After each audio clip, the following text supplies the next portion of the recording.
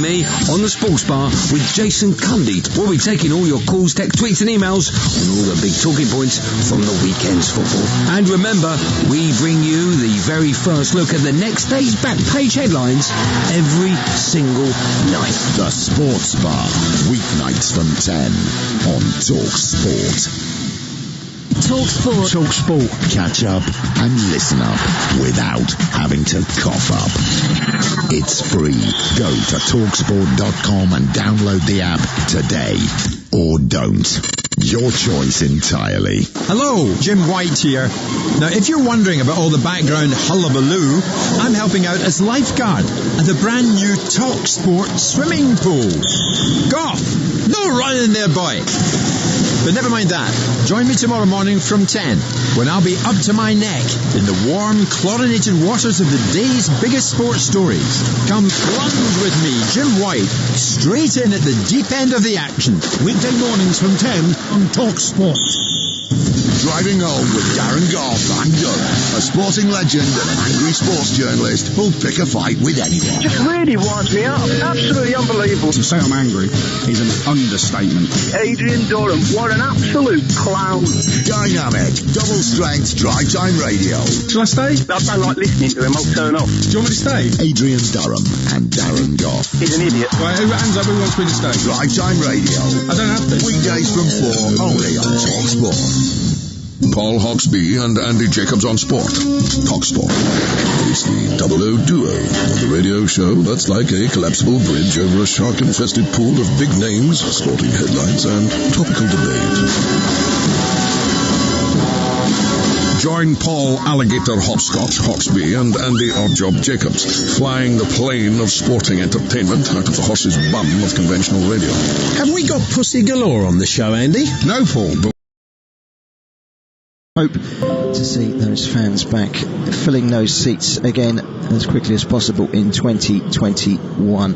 Kevin Watson is alongside myself for this Boxing Day London derby. 3 matches have already been played today. The early kick-off saw Leicester City in second against Manchester United in third, arguably the big game of the day to get Boxing Day rolling, and it ended all square. Here's how it all unfolded with John Anderson. Leicester City 2, Manchester United 2, after winning all of their 6 previous Premier League away games after conceding first. Manchester United contrived to draw this one after twice leading. Marcus Rashford, who'd earlier missed a sitter, calmly steered them ahead midway through the first half, but a wonderful strike by Harvey Barnes established parity for the Foxes soon after. 12 minutes from the end of an even second half, substitute Edinson Cavani found Bruno Fernandes, who fired in his 14th goal of the season, and it looked like United would equal a Premier League record of 11 successive away wins. But they reckon without the irrepressible Jamie Vardy, who diverted in a cross from Jose Perez with 5 minutes left to give Leicester their first draw of the season, little to ease the congestion at the top of the Premier League. Leicester City 2, Manchester United 2. So all square, a draw involving Leicester City. Kev, fair result in the end from what you saw? Yeah, I think so. I think it was a very good game between two good teams. I enjoyed the game, and Leicester haven't been great at home, have they? So I think that Leicester will see that as a point gained, especially going 2-1 down. So good result for them. Manchester United on the road keeps them up in there in third place, and again it's tight at the top, isn't it? You look at Everton, 26 points sitting in fourth, Liverpool top 31. So go back to this game tonight, win for Chelsea would be massive for them, wouldn't it? It would indeed, yeah. Manchester United, I think, heard a stat earlier, 24 points behind Liverpool this stage last season at Christmas, just 5 points behind Liverpool this time around. So there's obviously progress there, despite the fact that, you know, not too many weeks ago, Ole Gunnar Solskjaer was, of course, under scrutiny. 2 other games have just finished in the Premier League. One of them, you heard it right here on Premier League Live with Toby Gillis. Aston Villa down to 10 men just before half-time, but they brushed aside Crystal Palace by 3-0. There was also a game in West London. Fulham have drawn their last 3. They were entertaining the in-form Southampton. Here's Martin Hopkins. So no sooner did Fulham notch up their first goalless draw in 196 games at Craven Cottage than they notch up another one in the 197th. But Southampton thought they'd won it twice in the final 15 minutes. First, Jane Long's marvellous effort was ruled out by VAR, and then 5 minutes from time, Theo Walcott's smart finish was also struck off for offside. Fulham were on the front foot for most of the game, and their best chances fell to the lively Ademola Lookman. So it's a 4th successive draw for the Cottagers, who remain in the bottom 3, and a 7th successive away game unbeaten run for the visitors. And so it finished Fulham 0, Southampton 0. Kev, we look down at the bottom of the table and we're talking about Arsenal, and they've got points to spare, obviously, Arsenal, but they're glancing over their shoulders. And the likes of Burnley, the likes of Fulham continue to pick up points. That's a good point there for Fulham. And, whilst they're picking up points, Arsenal, whilst they're not picking up points, are going to be worried. Well, I've seen quite a bit of Fulham the last 2-3 games they've played, and they're an improving team. I thought they were excellent when they won at Leicester, and the game after that as well, I thought they'd done really, really well. So they're a team in form. I really feared for Fulham at the start of this season with the results they were having, and let's get it right, they're not out of the woods yet, but they're only sitting a point behind Brighton, 2 points behind Burnley, 3 points behind Arsenal. And all of a sudden, if Arsenal don't manage to get a win tonight, the gap between them and Leeds above them is already 3 points. They're in real trouble. They're in real trouble, Arsenal. And I know we don't like to see a big team down there like that. But, they need to start picking up wins, Arsenal. 4 wins out of 14 is not good enough. I don't think they're the only London club peering over their shoulders at the moment in the Premier League either, because Crystal Palace have suddenly hit a bad run of form. Another defeat this afternoon. They were away at Aston Villa. Here's Toby Gillis. Roy Hodgson's lucky he can put this one down to too big a Christmas lunch, because this was a turkey from his side. A right royal stuffing by Aston Villa, who didn't even need their full complement for more than half of it. After Zaha missed a one-on-one inside the first minute, it was all Villa. Grealish sparkling like fairy lights, Watkins tying defenders up in ribbons, and Traore gobbling up a 5th-minute rebound from a Guaita save like a man spotting spare roast potato to give them the lead. It was 1 half-time when Tyrone Mings, already booked for an assault on Zaha's calves, brought the same man down and received his marching orders. Game on, or so you thought, but it was more like Christmas Palace than Crystal Palace. Such was their giving mood. They barely ran around in the second half, and a set piece fell for Courtney Hawes to nod over the line on 67, and with 15 to play, El Ghazi sealed the points with a cracker off the post. The only downside for Villa, Watkins couldn't find the net with multiple chances, including one from the pass of the season from Grealish, who sliced the defence with a stunning reverse ball, but the striker could only hit the post. Villa superb but untested at Villa Park. Aston Villa 3, Crystal Palace 0.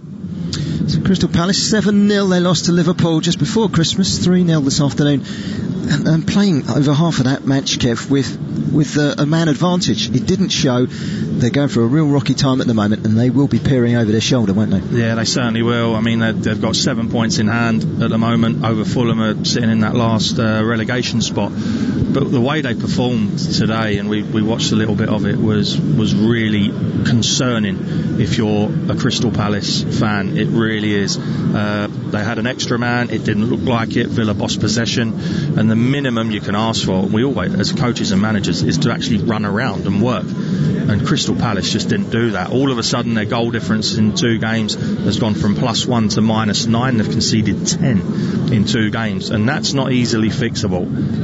I think in Roy Hodgson, you have a man that's been there, done it, got the T-shirt, and if anyone's going to get them out the little bit of a predicament they're in at the moment, it will be him. But it's slightly concerning, isn't it, if you're an Eagles fan? It is indeed, but a good win win nonetheless for Aston Villa. They've had a decent start to the season. Those new signings certainly made a big difference, haven't they, for the Villa? Yeah, they have. Ollie Watkins has been fantastic. Should have had another couple of goals today, shouldn't he? Jack Grealish, I mean, we saw that pass. Wonderful vision. You could see from where we were watching it that you could see what he should be doing, but to actually execute a pass like that was magnificent. El Ghazi, wonderful goal. And Villa got off to an absolute flyer, but they're still sitting there. They've got a game in hand. If they win that game in hand, it will take them to 28 points. They're not going away, are they? And fantastic performance from them today. Yeah, excellent to see Aston Villa. You know, they come up last season, their prerogative to stay up. They just about did that, and they're kicking on, and some this time. They're actually only goal with a game in hand. They're both on 25 points. Chelsea currently in 5th on 25 points. A win today would take Frank Lampard's side up into 2nd and 3 points behind Liverpool. Let's take this opportunity, shall we, to have a listen to the two managers ahead of the game here at the Emirates. Let's hear from Chelsea manager Frank Lampard. And first of all, Mikel Arteta.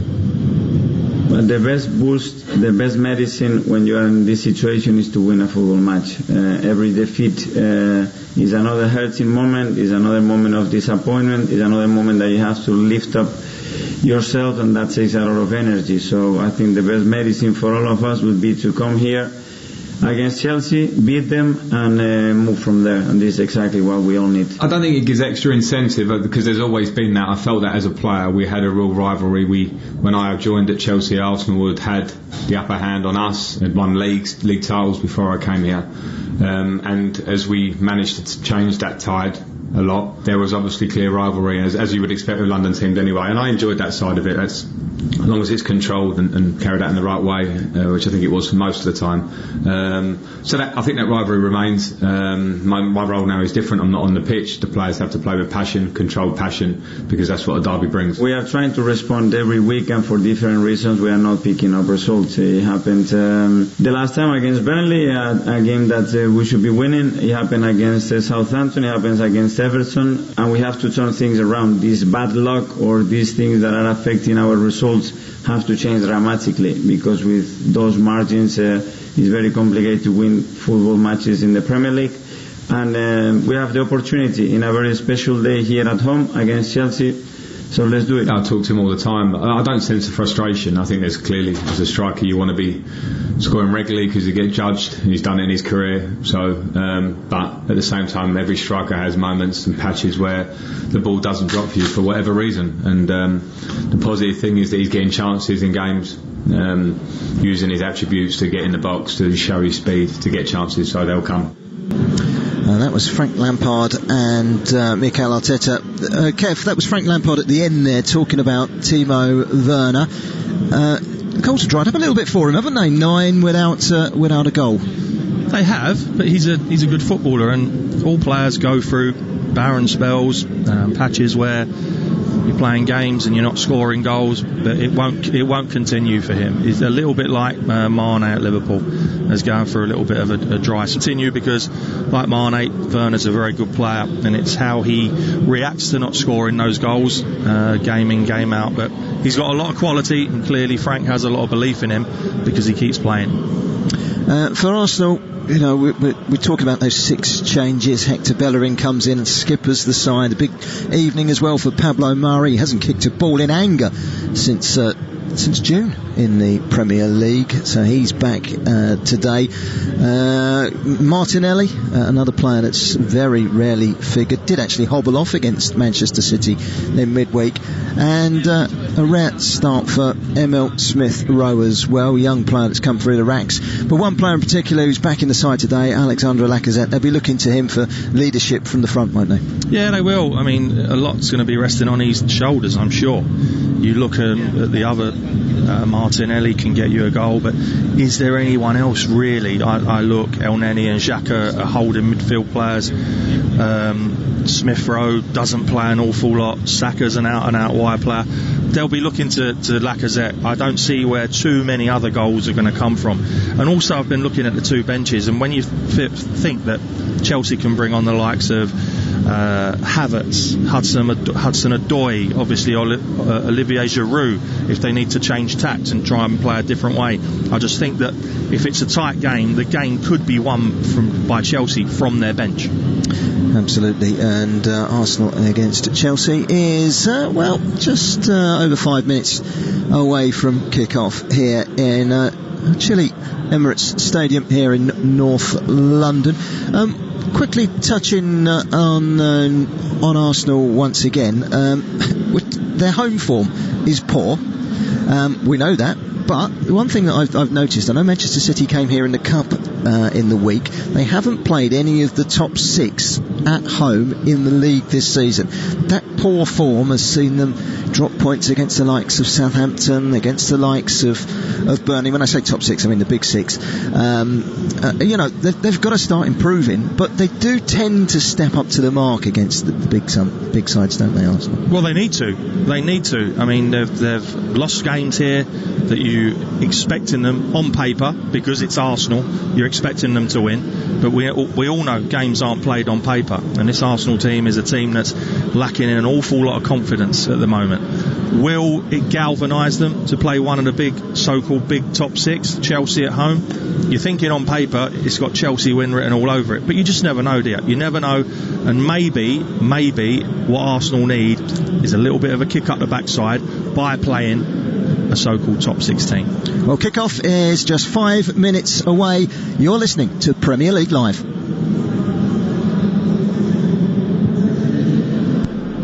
Evenings with James Whale on Talk Radio. Keep connected with round-the-clock news, essential information and expert insight. I think we've got to be very careful about the way this has all been going on. Cutting through the confusion with everything you need to stay safe, informed and entertained. Everyone's going on about, we should be tracking and testing, and I just don't know how that is going to happen. Evenings with James Whale. Weeknights from 7 on Talk Radio. In a world of 24/7 global sportscasting and instant news infotainment, one man bestrides the airwaves like a snow-capped Caledonian colossus. Hello, I'm Jim White. Jim White, anchorman. Mid-morning news team, assemble. Jim White and Natalie Sawyer, the #1 rated news source for breaking sports stories, big name guests, and liquid showbiz charisma. Great Odin's Ravens, that's quite a transfer. There's nothing burgundy about Jim White. Tomorrow morning from 10 on Talksport. In the spring of the year 2020 AD, a deadly enemy rages like a torrent of fire between the ends of empire. My name is Maximus Talksportus Pandemicus, gladiator of the sports radio. Gird up your loins and battle the invasion of COVID-19, because what you do today will echo in eternity. Talksport Legion, assume tortoise formation against COVID-19. Show this virus no mercy by keeping a distance of at least 2 meters at all times. That's 6.75 Roman feet centurions. Together, Legion, Talksportus can defeat it. Talksportus Maximus. On my signal, unleash hand sanitizer. Keep it on, stay informed, and give coronavirus the red cardus. Are you not hand sanitized? 20 years of Talksport. Gentlemen, good evening. There's no such thing as an overnight success. Accrington Stanley 4, titanium plasmatronic death droids from the future, 0. Excess. I wasn't getting up, I was just getting in. Excitement. Excuse me, and extremely strong opinions. I spend my life covering the big game at the big level. On DAB, medium wave, and on your smart speaker. 20 years of Talksport. For all the latest news, opinions and advice, listen to Talk Radio throughout the day and stay informed as events unfold. We're now in a position to start implementing the next part of our plan. Find out what's happening now and what may happen next, all day, every day. If the government gets to grips with the plan, then surely we will be able to see light at the end of the tunnel. Listen now on DAB Digital Radio, online, via the Talk Radio app, or ask your smart speaker to play Talk Radio. Radio. You're listening to Talksport's coverage of Arsenal against Chelsea from the Emirates Stadium. I'm your host, Barry Swain. Alongside me is the former Tottenham Hotspur and Reading midfielder, Kevin Watson. This is Premier League Live. Merry Christmas from the Emirates, where Mikel Arteta today completes his first year in charge of Arsenal in that hot seat. His credentials certainly under scrutiny, but his last meeting with Chelsea back in August, back in the FA Cup final, saw the Spaniard put silverware on the table. That might be just keeping him in the job at the moment. Frank Lampard, on the other hand, has had more cash to spend, but no trophies as yet. His job is safe. But then Chelsea are not in a relegation battle. Arsenal have not won in 7 Premier League matches, with some unsavoury club records on the line. Mikel Arteta has opted to make no fewer than 6 changes. He turns to Granit Xhaka, who returns after a 3-match ban. Hector Bellerin is recalled and skippers the side. Pablo Mari hasn't kicked a ball in the Premier League since June. Lacazette is fit to lead the line, and Martinelli and Smith Rowe get rare starts in the red of Arsenal. So they line up with Bernd Leno in goal, a back four of Hector Bellerin, Pablo Mari, Rob Holding and Kieran Tierney. A midfield of Granit Xhaka, Emil Smith Rowe, Mohamed Elneny, Gabriel Martinelli and Bukayo Saka supporting Alexandre Lacazette in attack. Well, what about Chelsea?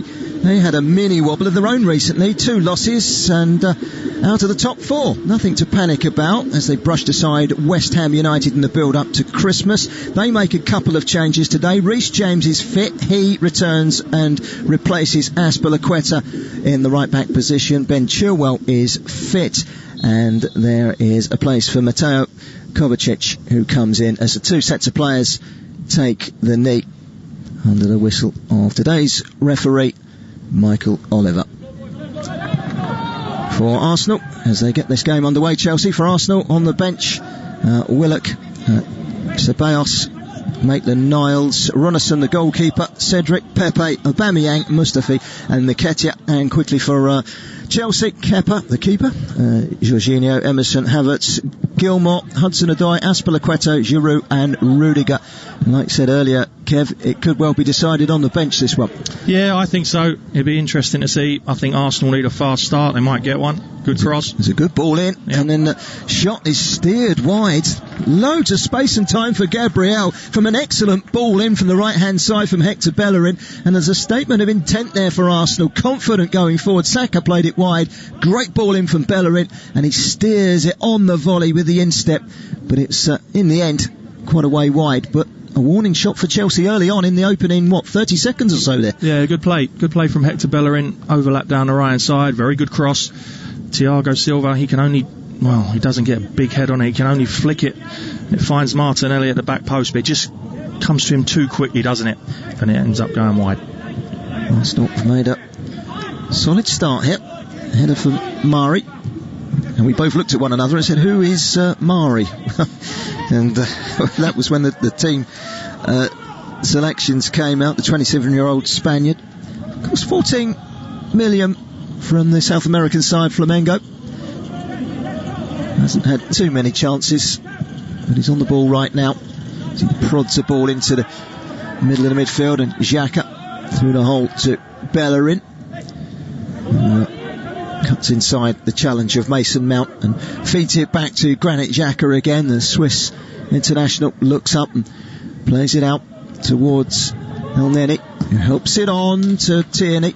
Appeals for a corner for Arsenal, who have started very brightly here. Yeah, we've only had 2 minutes, but it is a bright start from the home team. It's just what Mikel Arteta would have wanted. They've dominated possession at the start of this game. Admittedly, it's only a couple of minutes, but now they've forced the corner on the left-hand side. And Arsenal on the front foot, Holding, Martinelli and Xhaka all queued up with Pablo Mari at the edge of the Chelsea penalty area. Arsenal have a corner. It's over on the far side, the Arsenal left, as they kick from left to right in this first half.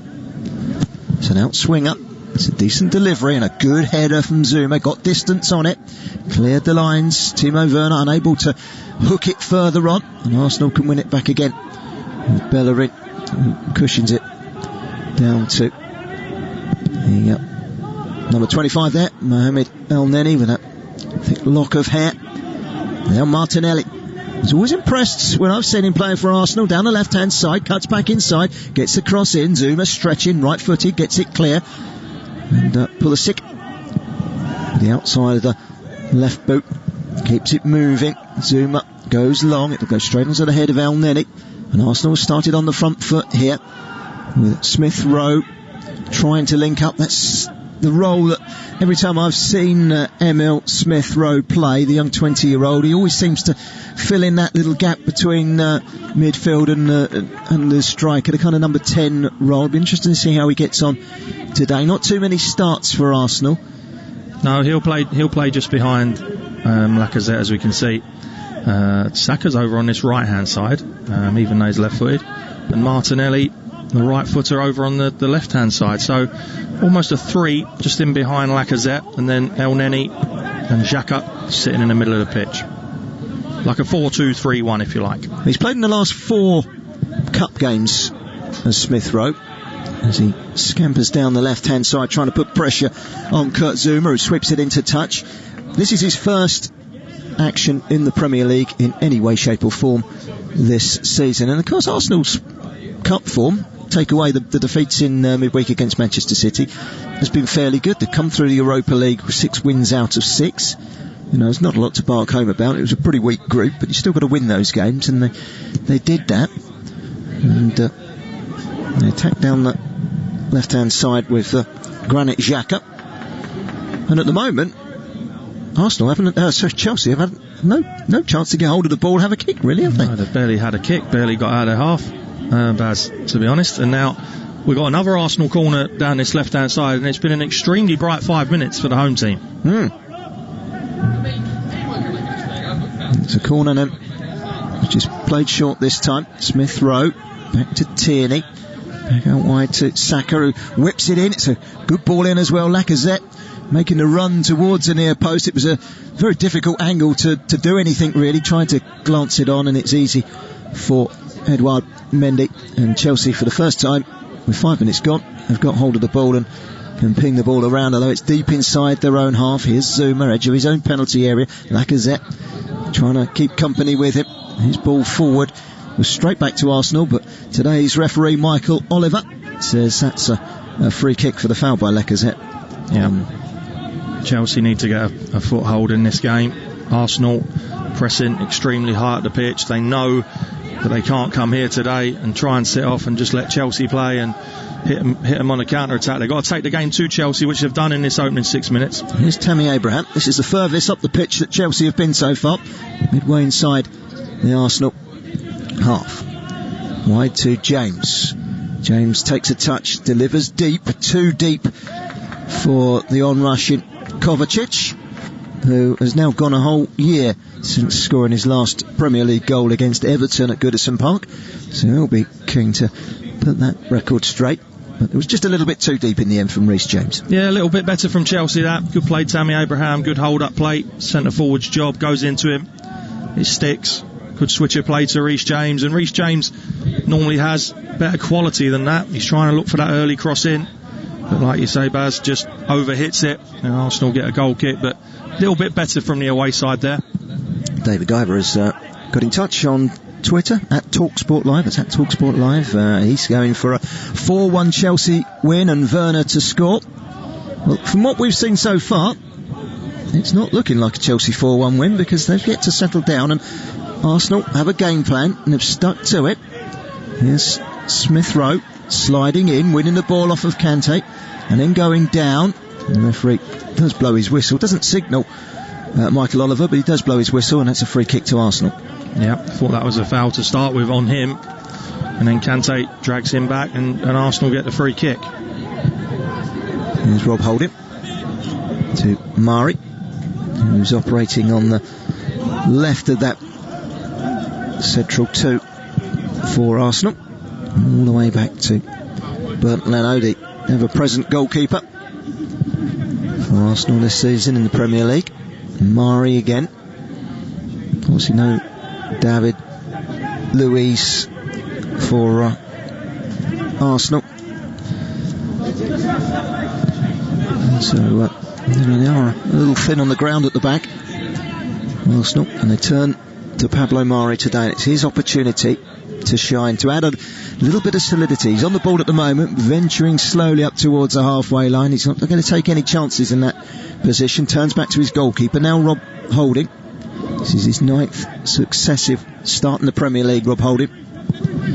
Back to Mari. Knocks it long, but it's cut out easily on the chest by Reece James. Just rolls it into Pulisic. Pulisic shuffles forward past 3 Arsenal players, threaded into the penalty area. Tammy Abraham was preparing to link onto a lovely little flick from Werner, but Arsenal were equal to it and managed to clear. But that was the first real sign of Chelsea being dangerous. Yeah, first glimpses of what Chelsea are all about.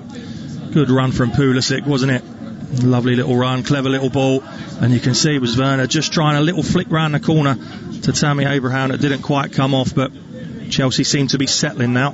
Here's Mason Mount, runs straight into Elneny, and then Saka back to Rob Holding. Rob Holding a little bit of pressure there, but Holding does well and just happy to steer the ball out for a Chelsea throw-in. 9 minutes gone. You're listening to Premier League Live. Arsenal 0, Chelsea 0 in this London derby on Boxing Day. Earlier on today, Leicester City and Manchester United drew 2-2 in a very entertaining game up at the King Power. Fulham 0, Southampton 0 in West London in the 3 o'clock kick-off. And despite being down to 10 men before half-time, Aston Villa saw off a very disappointing Crystal Palace 3-0 at Villa Park. That's how it's all unfolded so far today in the Premier League, and there's more to come. Manchester City against Newcastle United is your late game today, with Tom Rennie and Dave Kitson in the hot seat, and we'll also have Andrew Self up at Sheffield United for their home game against Everton. So no shortage of action coming your way in the next few hours. Here's Silva, captain today for Chelsea. It was a big reach for Kovacic, but they've kept the ball here. Pulisic. Now James, big, strong, young fullback who's suddenly, gone from a nothing youngster into one of the leading contenders for the right back role for England, and that's saying something, because that's the position in which Gareth Southgate has picking of riches, really. Yeah, he's a good player though, Bal. Yeah, he's strong, isn't he? Yeah, he's very strong. He's strong and he's got good quality, and he can play in midfield as well, which is obviously another string to his bow. And he's good in midfield as well. He was on loan at Wigan, wasn't he? And done extremely well for them. But Frank sees him as a right back, but if ever they're short in midfield, he could do a good job in there as well. Arsenal, if they fail to win tonight, will equal their club record of 8 Premier League games without a win. And that's a top flight in general, actually, because it was November 92-93 season they went on that run, and they won the cup double. So it just goes to show every cloud has a silver lining, but there's no cloud here, because Xhaka has given away a free kick in a very dangerous position. We highlighted this before the game, didn't we, Kev? Where does some silly things, and that was a needless foul to give away. Yeah, very needless. And I think we've seen the last 3 or 4 minutes, Pulisic is coming into his own, and twice now he's picked the ball up and he's run at the heart of that Arsenal back four, and all of a sudden you see the alarm bells start going. Arsenal will need to keep tabs on that, because if he gets too much of the ball in those advanced areas, he will hurt you. Zach has just tweeted us at Talksport Live. Enjoy calling Arteta's last match on Talksport Live. Arsenal are about to get undone 3-0 to Chelsea, he says. Well, they've got a chance here to get the first of those 3. And there's 3 players lined up. Mason Mount hasn't scored in the Premier League since the 3-3 draw on the 26th of September at West Bromwich Albion. He's lined up here, but he's got competition from Ben Chilwell. Chilwell is the left-footed option. It's 25 yards out. It's absolutely plumb centre. It is going to be Mason Mount. It's curling, and it's curling just wide, but it wasn't very far wide at all. First fire in on goal from Chelsea, and Arsenal were lucky, but it was a free kick they really shouldn't have given away in the first place. In fact, it brushes the outside of the Arsenal post on its way through for a goal kick. Yeah, I think Leno was beaten there. It was a perfect height, wasn't it? The trajectory just going over the top of that jumping Arsenal wall. And Leno wasn't getting there. There was enough pace on it, if that was on target, to have beat the Arsenal stopper. It just grazes the outside of the post and Arsenal get away with one. But Chelsea, the last 5 or 6 minutes, have been the better team. Xhaka into Smith Rowe, helps it along to the left-hand side, and Tierney, good play from Tierney, feeds it forward. It's one to chase from Martinelli. Zouma stumbles and just sees that one out for a goal kick. Fell in full flight there, Zouma, just to get in the way of any sort of chance of Martinelli latching onto the loose ball in the drizzling rain. It's miserable, it's cold, it's wet, it's windy in London. You can't take away from the fact that had there been fans in here, it would have been an electric atmosphere. Oh, absolutely, tonight for this Boxing Day derby, London derby at that. And we need fans back, don't we, real soon. But you can understand where the government are coming from. But we've got to do our best to get fans back into this beautiful game that we all enjoy watching. Let's hope 2021 is a return to normality at some point. Here's Chilwell. Comes inside to Mason Mount. Midway inside the Arsenal half on the left-hand side. Back to Chilwell, level with the edge of the penalty area. Takes a touch, whips it in. It's cleared low by Holding. It wasn't a particularly convincing clearance. Timo Werner was quickest to react, but he's been forced over by the corner flag. And Arsenal will have a throw. Bellerin stuck out a right boot, knocked it against Werner and out for a throw. It was a poor clearance. Chilwell cross wasn't the best, but the Arsenal clearance wasn't great either. Holding straight to Werner and he has a poor touch. And the chance is gone, but it was a poor clearance from Rob Holding. If you're just joining us, Arsenal have made 6 changes today. No Willian, no David Luiz, the 2 former Chelsea players not playing today. Word is they have both been taken ill, but we should wait and see how that one unfolds. Here's Xhaka. That's a good ball down the left-hand side towards Tierney. Gets his cross in down by the corner flag. Good ball in. Martinelli was challenging, but there was only going to be one winner there, and that was Thiago Silva, who leaps and gets it clear. Oh, and that's a terrible challenge coming in from Pablo Mari. He shows the thumbs up to the referee as if to say, I know you're going to give me a yellow. He had no option, but that was a lethal challenge, wasn't it? I think you're being quite kind saying it was terrible. I think that's GBH. And in all honesty, it's good play from Kovacic, but Mari should read that so much earlier than he does. And in the end, he's in no man's land, and there's only one place that Kovacic is going to end up, because Mari didn't want to get into a foot race. He'd committed himself, and that is a poor tackle. That's probably why he hasn't played in the Premier League since June with challenges like that. But well, luckily for Arsenal, it was just inside the Chelsea half. I mean, it wasn't going anywhere, but having said that, he had to book him. He had to yellow card. Yeah, it was a huge touch from Kovacic, and you're expecting an Arsenal player to be on it, but he divered, didn't he? He divered and dallied, and then all of a sudden when he sets off, he's got to commit. And like you say, it was a terrible tackle. Well, that's one of their 2 central defenders on a yellow, and we know only too well about Arsenal and their red card predicament at the moment. There's Xhaka. Talking of red cards, he's back today after that 3-match ban. A foul by Mari and a free kick to Chelsea inside the Arsenal half. Well, you're right, Baz. 17 minutes nearly on the clock and already 2 bookings. That's not good. And one of them is centre half as well. And when you've got Pulisic, who loves to pick the ball up and run at back fours, they're going to have to be incredibly careful now, those 2 players. Zouma all the way back to his goalkeeper Mendy. Had a good start, Arsenal, in the opening 5 minutes or so, but Mendy hasn't really had anything to do so far. Zouma glancing a header in time and in space over to Reece James, who is another player surrounded by nothing other than space. And James again gets the cross in. It's a stooping header away by Rob Holding. Eventually comes to Smith Rowe, who knocks it into the feet of Tierney, who calms things down. Smith Rowe gets it again. It's blocked by Pulisic, and it goes out for a throw-in to Arsenal. Bernard Tellers has tweeted us at Talksport Live. Good evening, guys. Rooting for an Arsenal win today. Listening from Lagos in Nigeria. Incidentally, Arsenal haven't had a goalless draw in 78 games. October 2016, 0-0 against Middlesbrough. So, it's been a while. I haven't said that. I think Fulham went a few years without it, and suddenly they've had 2 0-0s on the trot at Craven Cottage. So it does eventually come to an end. But they'll take a 0-0 right now, wouldn't they? I think so. But when you're looking at where they are, they need to start picking up wins, 3 points. Well, gradually they've edged their way into this game. Chelsea, they're bossing the proceedings, but it's still 0-0.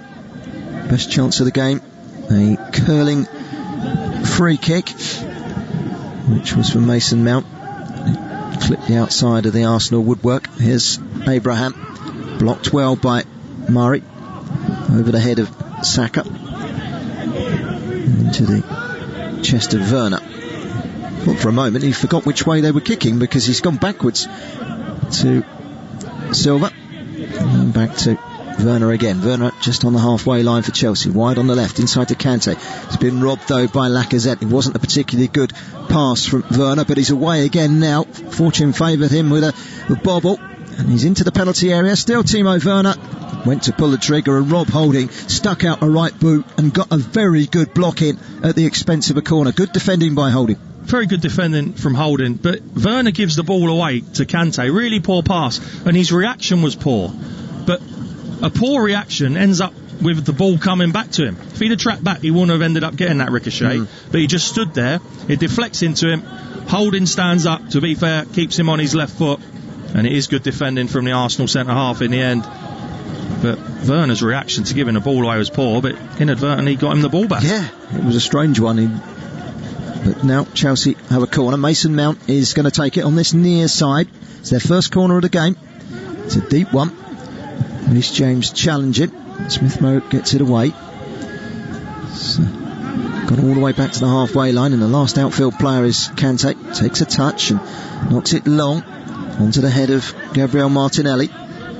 He heads it away only as far as Werner, and back to Kante again. And Chelsea will start all over from the back with Thiago Silva, captain today for Chelsea, the vastly experienced Brazilian.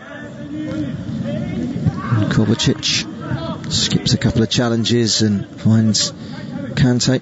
Chilwell involved as well. Now Thiago Silva with a great crossfield ball. A quick ball in towards Tammy Abraham. Now he takes a tumble and he's holding his shin, and the referee says corner. Just wonder if VAR might take a little look at that, if there was anything, but it's definitely a corner to Chelsea, if nothing else. Well, 2 fantastic passes, one from Silva out to James, and then James takes a touch, whips it in first time, just into that little corridor of uncertainty between the Arsenal goal and his retreating defenders. And he's done well again, the defender there, because Tammy Abraham was about to pull the trigger, I'm sure. Tammy Abraham is being marked by Bellerin at the moment. There's a foot difference between the height of those two. The ball comes into the head of Zouma. Zouma, the top scoring defender in the Premier League this season with 4 goals, but his header, the French international's header, was well over the top of the crossbar, but he peeled away from Tierney there, and that goes down as a free header almost. It does. He was never going to score from there, in my opinion. It's an out-swinging corner which is almost behind Zouma, so he's got to arc his neck and his back. Therefore, you're not going to get an awful lot of power on that header, and it looped over the Arsenal bar. But Chelsea now are starting to dominate proceedings. Lacazette with the flick. Smith Rowe has done well to steer the ball wide to Saka. Saka surrounded by blue shirts. Now Elneny. Lacazette flicks it on. Martinelli, edge of the penalty area. Thiago Silva gets the block in and tries to get it away. Xhaka retrieves it, and then Chilwell with some cool defending, but he ran out of play there with the final touch, and Arsenal have themselves a throw. That's better than Arsenal. Yeah, a little bit better. A little bit of a prolonged possession in and around the Chelsea penalty area, which they've not had for a few minutes now.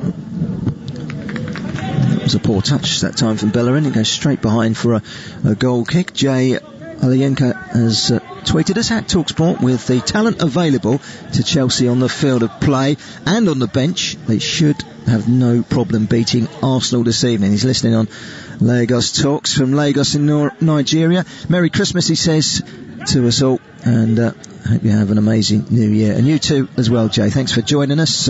Wherever you are around the world, drop us a tweet at Talksport Live. It's a goal kick to Chelsea, who have had the best chance of the game so far, but it's a game of relatively few chances. We're just past the midway point in the first half. Arsenal 0, Chelsea 0 on Premier League Live. It's yet to catch fire, isn't it?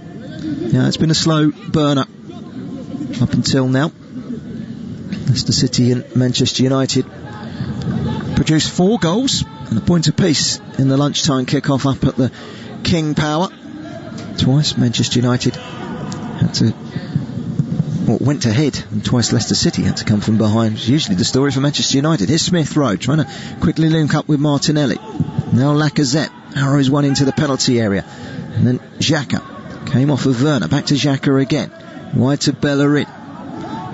Xhaka goes for goal. It's deflected away by Thiago Silva.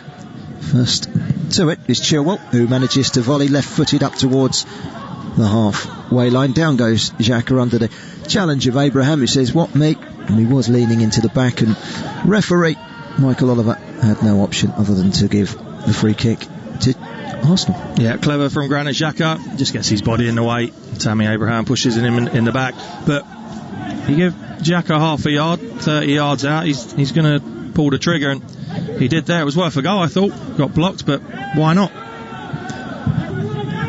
Thiago Silva unable to clear. That was clumsy from Kante. And now Bellerin into the penalty area. Smith Rowe couldn't get a touch. Had he done so, he might well. It was at 6s and 7s earlier. Retrieves the situation at the expense of a corner. All over the place there. Well, what a chance. Silva can't clear it. He then fouls Xhaka. Kante then fouls Lacazette. Bellerin bursts into the box, and it's just inches away from Smith Rowe putting that in. Great advantage, I have to say, from the referee Michael Oliver. Twice, 2 fouls, one on Saka, one on Lacazette. He plays advantage. Bellerin into the box. Arguably could have shot himself, but unselfishly cut it back, and inches away from Rowe, or Smith Rowe, putting Arsenal ahead. Couldn't connect it in time, could he? His body coordination was just a little bit too slow.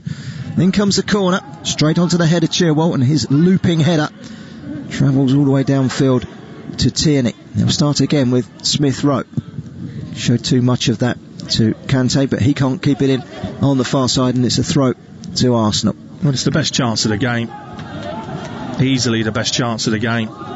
They should have made more of that, the Gunners. Really should have done. And it was once again Bellerin getting into dangerous territory down the right hand side. He's on the ball at the moment with a throw to Arsenal, midway inside the Chelsea half. Here's Kante. Kovacic just slows things down. Zouma, short sleeved shirts and the gloves as well.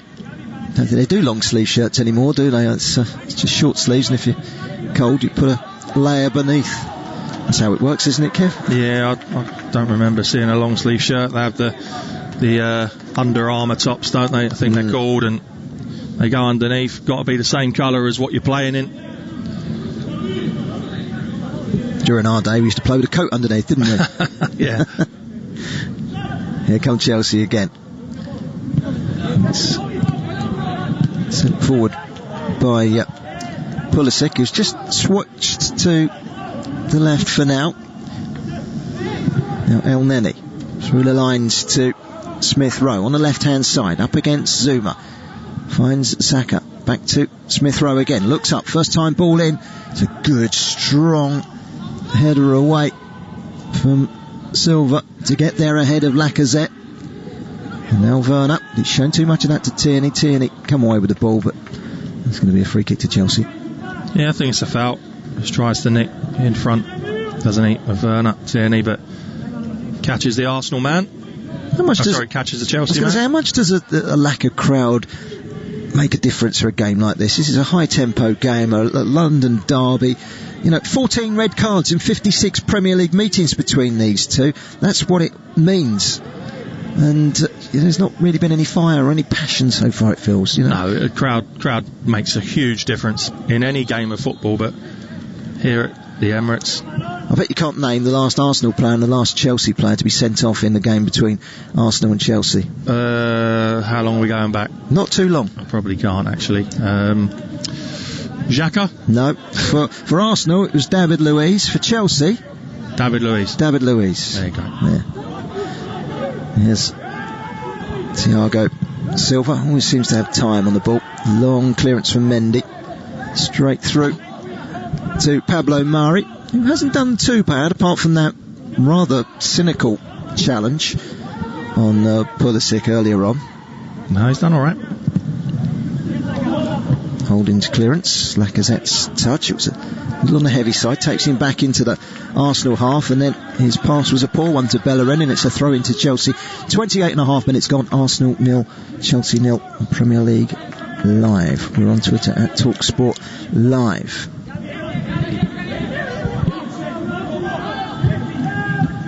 Steered forward by Chilwell. On by Werner. Up towards Tammy Abraham. Gets the shot in. It's a good block by Mari at the expense of a corner.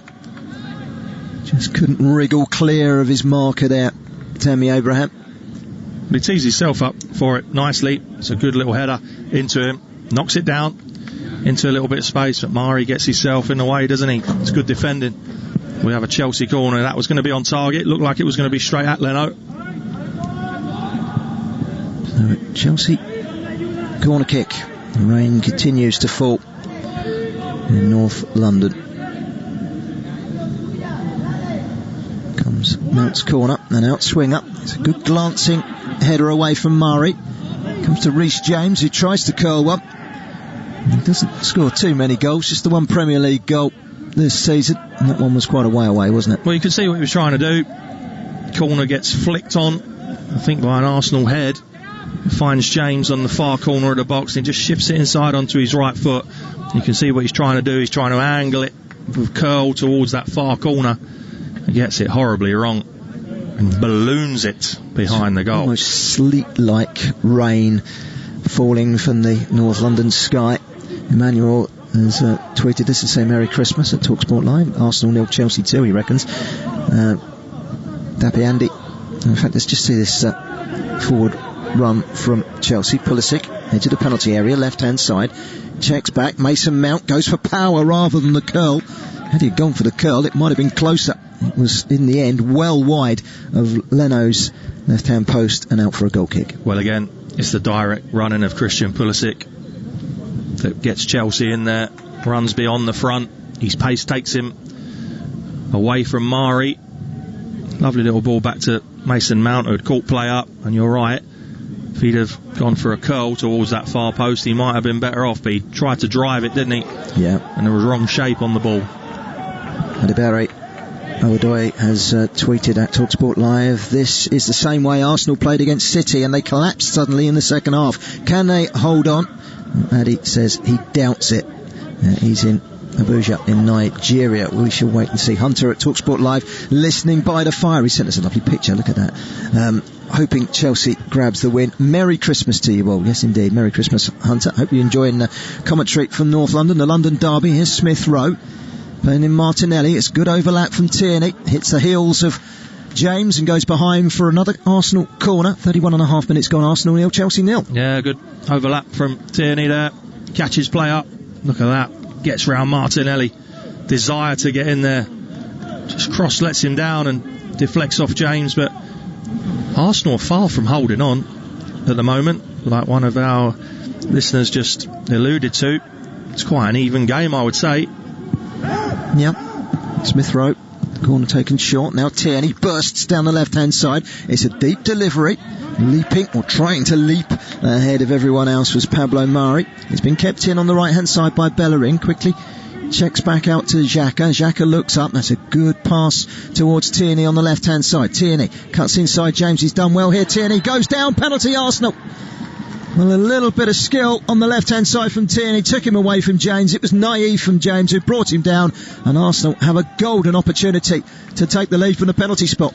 Well, it's a penalty. Reece James falls for the free card trick there, doesn't he? Wonderful ball from Xhaka, I have to say. Out to Tierney. Tierney knows what he wants to do. He drives in the box, gets a touch, and James gets caught behind him after a wonderful touch from Tierney, takes him inside Reece James, and you can almost see what James was going to do, and you're thinking, don't do it, but he does, and it's a penalty to Arsenal.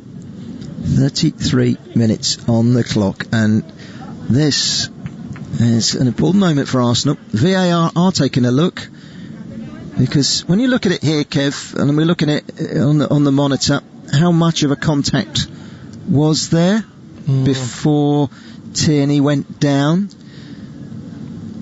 I think it's minimal, but I think Reece James is frustrated by the fact that he's fell for the chop back inside him, and he ends up behind Tierney running towards his goal. And I know they're checking it. I think the slightest of touches, and if there is... There's two things here. The referee was in a golden position, and he gave it straight away. Didn't think about it, gave it straight away. And the second thing is, Reece James has not argued, and it looks like the penalty is going to go ahead, and I think quite rightly so. And it's going to be Lacazette from the spot. Mendy on his line. The referee, Michael Oliver, having a quick word with the Chelsea goalkeeper. Reminded him to line. Now Lacazette from the spot. Hasn't scored since September. But he sends the goalkeeper the wrong way, and it's a big goal for Arsenal. Alexandre Lacazette with a confident penalty, and suddenly there are smiles on the faces of the Arsenal players. 11 minutes before half-time, they lead Chelsea in the London derby. It's a Lacazette penalty. Arsenal 1, Chelsea 0. Well, you can see what it means to Lacazette and also his Arsenal teammates. It's a 2 or 3 yard run-up, little stutter. Mendy dives away to his right-hand side. Lacazette goes the other way. It's calm. It's a great penalty, and Arsenal take the lead. Pump of the fists from Mikel Arteta. And just looking at the penalty again, it looks, when you look at it again, you can see that there was the shape of Tierney's body is kind of leaning forward of his own undoing. There wasn't a great deal of contact, if any at all, from James, but he didn't argue it, did he? No, he didn't. I think he knows he's just got caught. It's a good play from Tierney, but James should know when that ball goes out to him from Xhaka, he should know that he's going to try and chop and go inside, and he sort of half turns his back, and Tierney gets away from him. And from then on, for me, there was only going to be one outcome, and that was going to be a clip of heels, and Tierney wasn't going to need asking twice to go down there, was he? No. Good penalty from Lacazette as well, and that might just open this game up a bit. Now, what's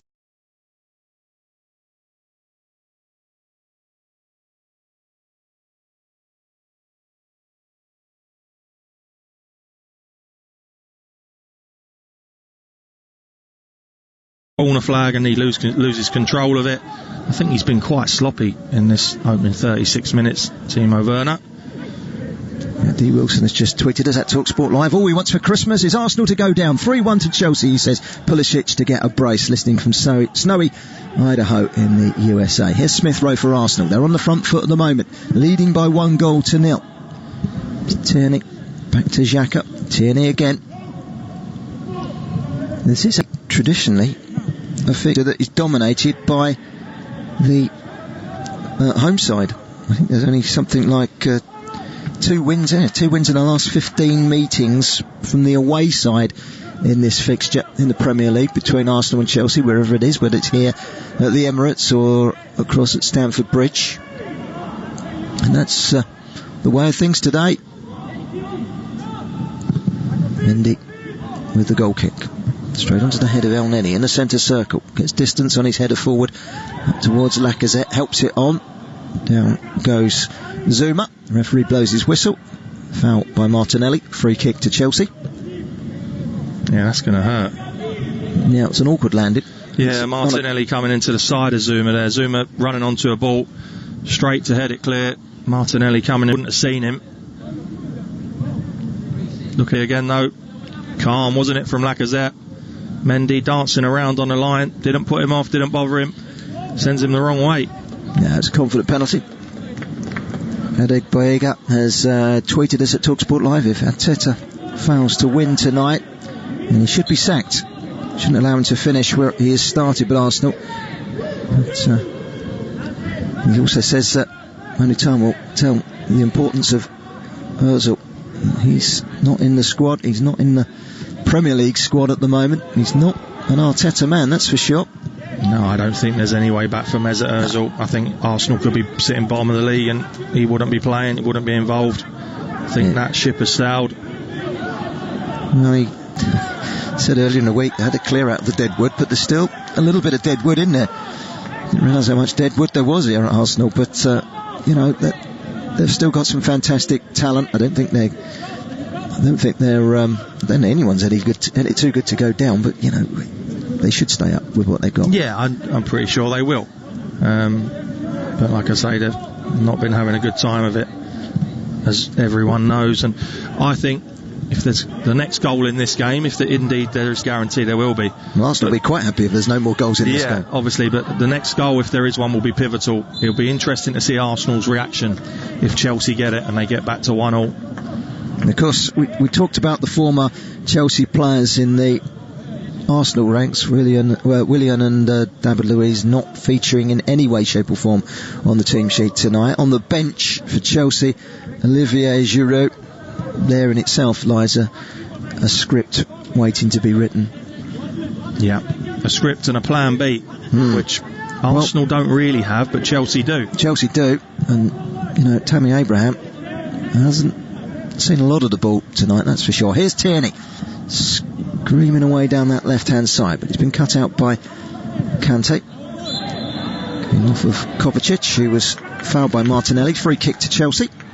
Arsenal been very bright down that left-hand side. Martinelli, Tierney, not afraid to overlap, showing great desire to get forward and support his wide man. Smith Rowe goes out there as well, looking to find space. They've been good down that side, Arsenal. There's a board that the camera's just picked up on the monitor in front of us saying there's no one better than Mikel Arteta. It's one of the advertising hoardings that's been placed around the ground to fill the empty seats. Might make some disapproval, I would have thought, from the Arsenal fans, but they'll be very happy with the way their team has conducted themselves tonight. It's been a solid chance. It's been Chelsea that have shown that moment of naivety to give away the penalty for the young 21-year-old Reece James. But here's a chance for Timo Werner. Tries to curl it from just outside the penalty area. Doesn't really get hold of it, and it's well wide. And a goal kick to Arsenal. Again, wrong decision for me. Nodded into him. Good play this. Lovely little header. All of a sudden he's at the back 2 or 3 again. Ricochets back to him. And he's got Chilwell herring up outside him. He tries to go for a shot. He's never really set for it. No power in it. And again, wrong decision. In my opinion, Timo Werner.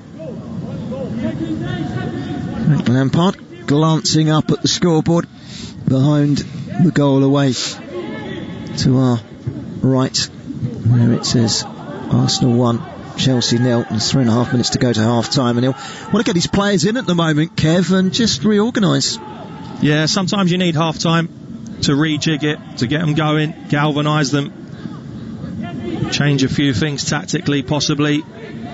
They've not really looked to fret, Chelsea. No, not at all. It's been very flat. Here's Kante. Back to Zouma. Again, poor pass from him up towards the halfway line. Arsenal have it back. Tierney bursts easily past Kovacic. Carries it 15-20 yards into the to the Chelsea half. It's gone back with Elneny. Needs to be careful, but it's a good touch from Elneny. Gets past Abraham, gets past Mason Mount, and Arsenal keeping the ball well. They've regained a little bit of composure, a little bit of confidence. Here's Holding to Saka. Scoops the ball out wide. Bellerin takes a step back, brings it down in his chest, just almost his chin rather than his chest. Here's Saka, 25 yards out, cuts inside. He's caught by Kante, and it's a free kick to Arsenal in a very good position. Central, and Saka's gone darting after the ball to say, I want a bit of this. Yeah, big moment just before half time. Kante again, it's rash. No need. There's a penalty been given away by his teammate from a rash decision, and there's no need. Saka's running across the pitch. The next defender would have got out to block any potential shot, and I think that's a poor decision from N'Golo Kante. Here we go. It's been taken very quickly to well, it's been curled into the net by Saka, but the whistle is long gone. They're taking the free kick whilst the referee has yet to spray his line for the wall. That's how quick they took it. Yeah, he's doing his painting, isn't he? Yeah. Michael Oliver You want to let him take it before he's finished his sketch on the floor, making sure they're 10 yards away. And that sketch is exactly where the Chelsea wall has situated itself. It was a quick free kick. Well, that plan's probably gone out the window now because Kante is shuffled to pick it up. Oh, it's Xhaka! What a goal! Well, he's not always the best friend of an Arsenal fan, but that finish might just win back a few Arsenal supporters because he has curled one beautifully into the top corner. It's Arsenal 2, Chelsea 0. Granit Xhaka take a bow.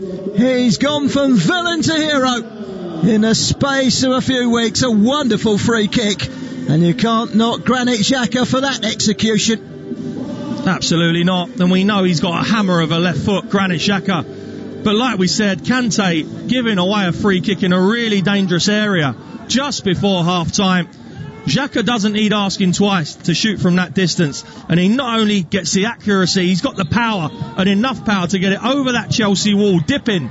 Mendy diving away to his left-hand side, cannot get anywhere near it, and what a pivotal moment that could be in this game. The hosts go 2-0 up, bang on the stroke of half-time.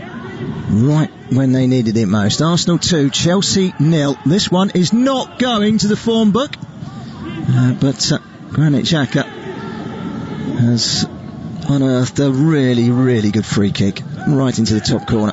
Fantastic strike. He set his sights earlier with a shot that was blocked, but we know he can shoot from distance, and for me, an experienced player, N'Golo Kante, don't give away a free kick there just before half-time. There's no need for it. Absolutely needless. 1 minute of added time, by the way, at the end of this half. Tunde Olonyan has tweeted at Talksport Live, so disappointed with Manchester United today, backing Arsenal to come out flying. Well, your suspicions are well founded. You guys are doing a great job, he says. Happy Boxing Day from Tunde in Ibadan, Nigeria. Chelsea are trying to make a fist of things before half time. We just saw a ball from Mason Mount which couldn't be reached by Chilwell. Just about summed up Chelsea at the moment. They need to regroup. Frank Lampard would have been happy to take them in 1-0 at half time to regroup, but he's going to go in 2-0. It might even be worse because Tierney's got forward. Kante's on his backside at the edge of the penalty area. Saka back to Tierney. To Martinelli rather. Here's Bellerin. But the Arsenal progress has been thwarted by a half-time whistle. But there is a wry smile on the face of Mikel Arteta, a man under pressure. Arsenal have produced the goods in this first half. Arsenal leading by 2-0. The first, a penalty from Lacazette. The second, a wonderful free kick from Granit Xhaka. Chelsea, from their part, will look back on errors leading to both of those goals. All to play for in the second half. It's Arsenal 2, Chelsea 0 at half-time. You're listening to Premier League Live. Evenings with James Whale on Talk Radio. Keep connected with round-the-clock news, essential information and expert insight. I think we've got to be very careful about the way this has all been going on. Cutting through the confusion with everything you need to stay safe, informed and entertained. Everyone's going on about, we should be tracking and testing, and I just don't know how that is going to happen. Evenings with James Whale, weeknights from 7 on Talk Radio. In a world of 24/7 global sportscasting and instant news infotainment, one man bestrides the airwaves like a snow-capped Caledonian colossus. Hello, I'm Jim White. Jim White, anchorman. Mid-morning news team, assemble. Jim White and Natalie Sawyer, the #1 rated news source for breaking sports stories, big-name guests, and liquid showbiz charisma. Great Odin's Raven. That's quite a transfer. There's nothing burgundy about Jim White. Tomorrow morning from 10 on Talksport. In the spring of the year 2020 AD, a deadly enemy rages like a torrent of fire between the ends of empire. My name is Maximus Talksportus Pandemicus, gladiator of the sports radio. Gird up your loins and battle the invasion of COVID-19, because what you do today will echo in eternity. Talksport Legion, assume tortoise formation against COVID-19. Show this virus no mercy by keeping a distance of at least 2 meters at all times. That's 6.75 6.75 Roman feet centurions. Together, Legion, Talksportus can defeat it. Talksportus Maximus. On my signal, unleash hand sanitizer. Keep it on, stay informed, and give coronavirus the red cardus. Are you not hand sanitized? 20 years of Talksport. Gentlemen, good evening. There's no such thing as an overnight success. Accrington Stanley 4, Titanium Plasmatronic Death Droids from the Future 0. Excess. I wasn't getting up, I was just getting in. Excitement. Excuse me, I repeat.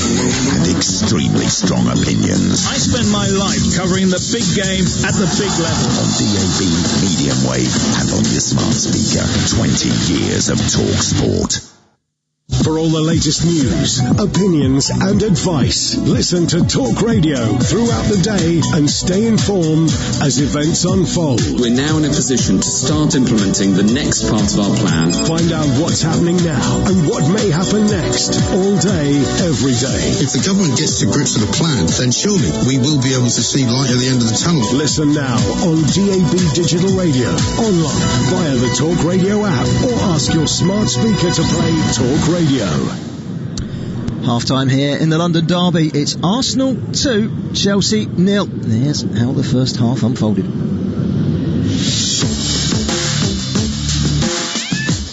Now Bellerin into the penalty area. Smith Rowe couldn't get a touch. Had he done so, he might well have put Arsenal ahead. Here's Martinelli. Gets the cross in. It's good defended by Kante. He was at 6s and 7s a few moments earlier. Retrieves the situation at the expense of a corner.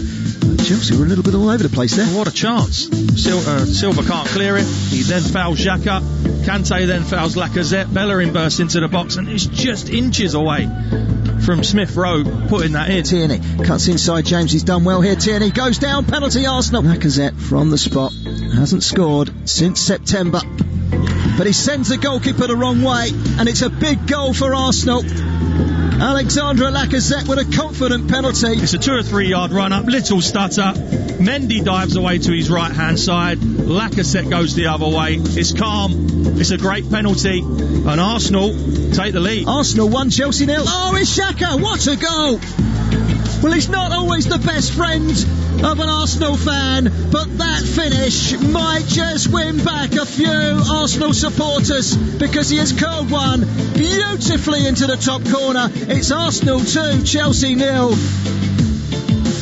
And inside the space of 45 minutes, suddenly Mikel Arteta is one of the best managers in the world, and Granit Xhaka is a hero to everyone that supports Arsenal. And Kev, well, first half it hasn't quite gone the way we were expecting. Chelsea have been very disappointing, and you look back at the 2 goals and you can pick the pieces out of them from a Chelsea perspective. Poor decision making. I think very poor decision making. It's a gift that's given to Arsenal to take the lead in terms of the penalty. Reece James clipping heels. He shouldn't have turned his back when Tierney went inside. You've got to expect that he's going to dive inside you, because Reece James was already blocking the cross, so he must know that Tierney wants to go back inside him. He turns his back and then he's chasing his tail and clips heels, get the penalty, so that gives Arsenal the leg up into the game. They're 1-0 up, something to hold on to. Chelsea don't really react in any positive way, and then Kante, an experienced player, Saka's running across the pitch. He's not running towards goal. He doesn't look like he's going to get a shot off, and Kante just hacks him down, and we know that Xhaka's got a hammer of a left foot, and it's a wonderful free kick, and now all of a sudden we've got a real game on. And looking ahead to the second half, Chelsea get one back, it's a whole different complexion. But Granit Xhaka, it's easy to criticise the guy. He's got a rick in him. He is a liability in many people's eyes. But that would have won over a few Arsenal fans that have been heavily critical of him. I've seen a lot of Arsenal fans in the last few weeks saying, don't play him again, get rid of him, don't want to see him in an Arsenal shirt again. But that's exactly why Mikel Arteta has put him on the team sheet today. Well, we spoke at the top of the show about Granit Xhaka, and we know that he's a good footballer, and we know that he can play. He just needs to stay on the pitch long enough and not get suspended to show what a decent player he is. He's got a lovely left foot, and as we saw with a goal, it's brilliant technique and a real top strike, and he's important for Arsenal in the centre of that pitch when he actually stays on the pitch. Elsewhere today, in the lunchtime kick-off, Leicester City 2, Manchester United 2. Manchester United twice ahead in that one, but their 100% away record has gone out of the window thanks to a late equaliser from Jamie Vardy. Let's hear from Ole Gunnar Solskjaer, who talks about Fernandes and his contribution for United. He's that type of player that will always create chances for you, and he's always looking to create chances, to take risks, and I don't mind that in him. Sometimes I can tear my hair off because I can see an easier pass and a simpler pass and he gives it away, but then he as you said, he's produced so much for us, and I'll let him be Bruno, I'll let him be himself and play the way he wants to play the game within this our structure. I think we've helped him as well to create them numbers. That was Ole Gunnar Solskjaer. And, well, let's hear from his opposite number, actually. Brendan Rodgers taking a point off of Manchester United. Not many teams have done that when United have been in town so far this season. He says that his side showed great character to come back twice to get the draw. I thought that the mentality in the team was strong throughout. I thought we played a really, really good game against a top side. I think they've won every game this season away from home, so that shows you the level that they're at. But I think it also showed the level that we were at, that they were really competitive against a very good side. And as you say, I thought that they got a little bit of luck on the first goal and finished it well, but we came back and scored an excellent goal with Harvey, and then likewise second half. So now it shows you we're developing as a team, the mentality, which is very, very important at the highest level. So Manchester United dropping points for the first time this season away from home, and it's an opportunity therefore for Chelsea to catch up 2 points this evening on Manchester United, but it's not going that way at the moment. Decent point that for Leicester City, would you say, Kev? Yeah, I think so, because they've not been great at home, Leicester. We know that when they play away from home, teams set up and obviously will try to win games when they're playing Leicester on their own patch, which allows space in behind for obviously Jamie Vardy, Barnes as well. They've got quick players, but when they're at home and the onus is on them to carry the game, they've not been as effective, if you like. So today, to play an full Manchester United team and come away 2-2, I don't think Brendan will be too disheartened by that. More action to come your way off the back of this game here at the Emirates. Arsenal 2, Chelsea 0 at half-time. Manchester City taking on Newcastle United in the late kick-off. Tom Reddy and Dave Kidson will be your commentary team for that one up at the Etihad. Let's take this opportunity to hear from Pep Guardiola, who was asked if his side are capable of closing the gap. So everyone asks me sometimes prediction, what will be the future? I'm not a magician, so I don't know what's going to happen in the future. So all I can say is recover the players and prepare Newcastle as well as possible. And the league will determine how is our position and the position of the rivals. So it's sooner or later is your job. So because I cannot say what's going to happen in the future. Well, he's not a magician, according to his own words there, Kev, but you would expect Manchester City to triumph this evening, though you just never know with the Premier League this season, do you? No, it's certainly been topsy-turvy, and just when you think a result is an absolute given or a shoo-in, it comes back and tells you it isn't. And at the moment, this game that we're doing is going that way. However, 2-0 is a funny scoreline. But going back to the game at the Etihad, after us, I think Manchester City will carry too much firepower and ability for Newcastle tonight. That game coming up straight after this game, and the second half is coming up very shortly. It's not going the way of the script. It's not going Chelsea's way at the moment. At half-time at the Emirates, it's Arsenal that lead Chelsea by 2-0. You're listening to Premier League Live. Evenings with James Whale on Talk Radio. Keep connected with round-the-clock news, essential information and expert insight. I think we've got to be very careful about the way this has all been going on. Cutting through the confusion with everything you need to stay safe, informed and entertained. Everyone's going on about, we should be tracking and testing, and I just don't know how that is going to happen. Evenings with James Whale, weeknights from 7 on Talk Radio. In a world of 24/7 global sportscasting and instant news infotainment, one man bestrides the airwaves like a snow-capped Caledonian colossus. Hello, I'm Jim White. Jim White, anchorman. Mid-morning news team, assemble. Jim White and Natalie Sawyer, the #1 rated news source for breaking sports stories, big-name guests, and liquid showbiz charisma. Great Odin's Raven. That's quite a transfer. There's nothing burgundy about Jim White. Tomorrow morning from 10 on Talksport. In the spring of the year 2020 AD, a deadly enemy rages like a torrent of fire between the ends of empire. My name is Maximus Talksportus Pandemicus, gladiator of the sports radio.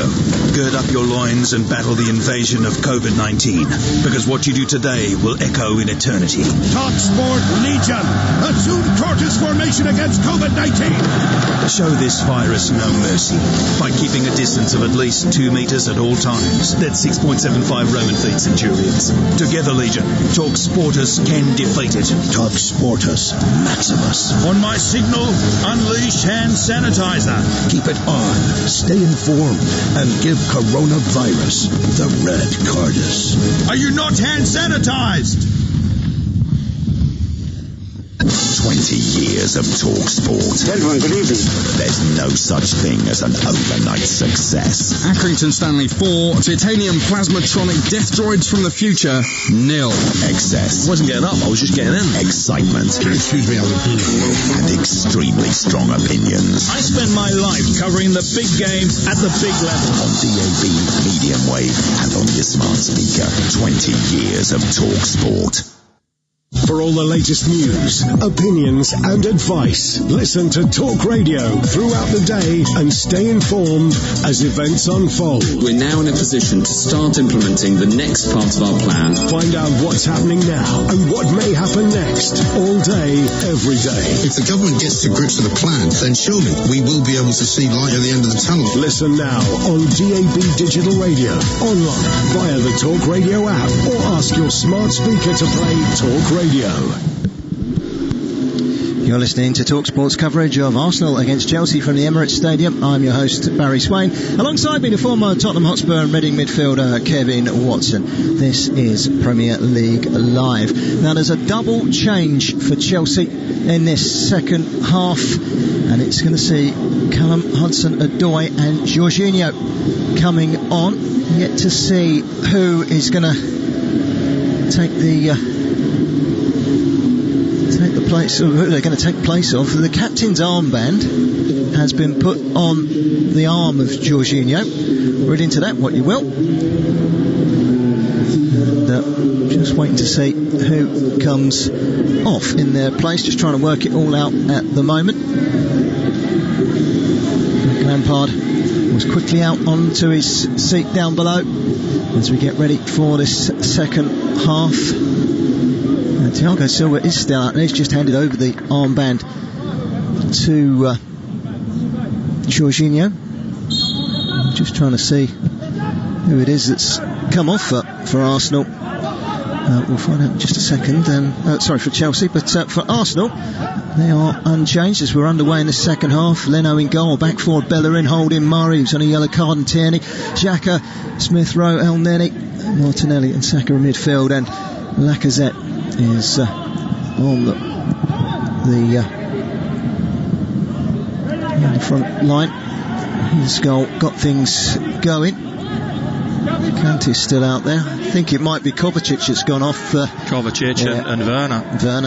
Werner's been very quiet. We was talking about him at half time. He's been very disappointing. Sluggish. It's not happening for him at the moment. 9, now 10 games without a goal in the Premier League. It's all drying up for him, and he didn't really look the part in the first half. It's very much how Chelsea were in the opening 45 minutes. But we know that if Chelsea can find a goal from somewhere, this game is very much in the mix. And it's Chelsea that have possession at the moment with Reece James. His error leading to the opening Arsenal goal.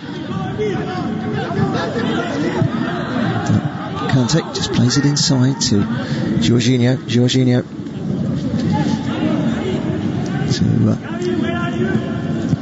Pulisic. Mason Mount turns in towards the penalty area. Reece James helps it to the right, and Hudson-Odoi, what can he conjure up. A little bit of wing play from him, and it's a good ball in, and it's a stooping header from Hector Bellerin, which he is happy to put behind for a corner. Chelsea immediately trying to make an impact in the early stages of this second half. Great ball in that, Kev. What a wonderful ball. He's only been on field 2 minutes, but he whips a ball in like that in a real dangerous area. Comes a cross for Chelsea, but it's a poor one. 2 minutes into the second half, it's still Arsenal 2, Chelsea 0, and it needs to be better than that. Much better. Needs to be much, much better. But going back to Hudson-Odoi, what a wonderful cross that was. Asking to be put in, and if he's going to continue, or if Chelsea are going to continue to get the ball out to him and he can produce that quality, I think the next change we could see is possibly Giroud. Yeah, certainly Abraham has been very quiet up until now this evening. Goal kick from Leno. Mid distance up towards Lacazette, easily beaten in the air by Chilwell. Stretching out foot was Tammy Abraham, never really got anywhere near it, and Holding is able to sweep things up. Here's Rob Holding again, receives the pass of Elneny, stamps it wide to Bellerin. It was a powerful pass into him, but it's done well, the Arsenal fullback and captain. And Zouma, looping header forward into the head of Elneny. Lacazette will chase, it's away from Thiago Silva. Only as far as Murray, and switched to the left hand side by Elneny. It's one for Tierney to chase, but good strong defending by James, who heads it into touch for the throw to Arsenal. 3.5 minutes into this second half. Arsenal 2, Chelsea 0. Kante goes Xhaka, strong challenge, smashes a ball against the legs of Kante, and out for a throw to Arsenal. The longer this game goes on, that Arsenal keep their clean sheet, the more comfortable they will feel. Kev? Yeah, I would say so. Here's Xhaka again. Nearly squeezed it wide to Smith Rowe. Here is Smith Rowe again, but this time he's straight into an offside position. But we said 1-0. It would be interesting to see what happened if there was another goal and it went to Arsenal. But we all know that 2-0 is the funniest scoreline to protect, because a goal for Chelsea now, and will Arsenal go, oh no, here we go again? Panic stations, especially with just that one win in 10. Yeah, or an Arsenal goal and it's almost game over, isn't it? Very much so. That goes Mason Mount. Didn't really win the header, but it dropped nicely for Kante. Jorginho just had that little bit of solidity to that midfield 3, which was not really there first half.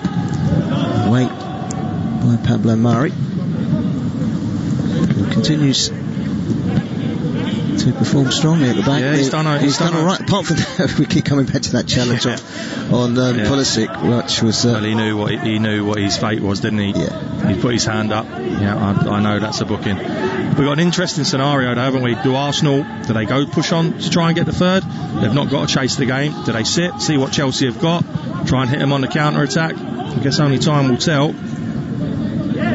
Well, only Sheffield United who are bottom of the Premier League, and Wycombe Wanderers who are down towards the bottom of the second tier of a longer winless run in England's top 4 divisions. It really is a torrid run for Arsenal. Looks like it might come to an end tonight if they can keep their composure and keep Chelsea at bay, but Chelsea might have other ideas. Pulisic in towards Mason Mount. Mason Mount wriggles away from Elneny, pulls it back to Pulisic. It's very tight. Pulisic somehow gets the shot in, but it's deflected away, and Lacazette does very well to find Saka and then out for an Arsenal throw. Good defending there from Arsenal. Yeah, good defending. It's clever from Chelsea down the left hand side, wasn't it?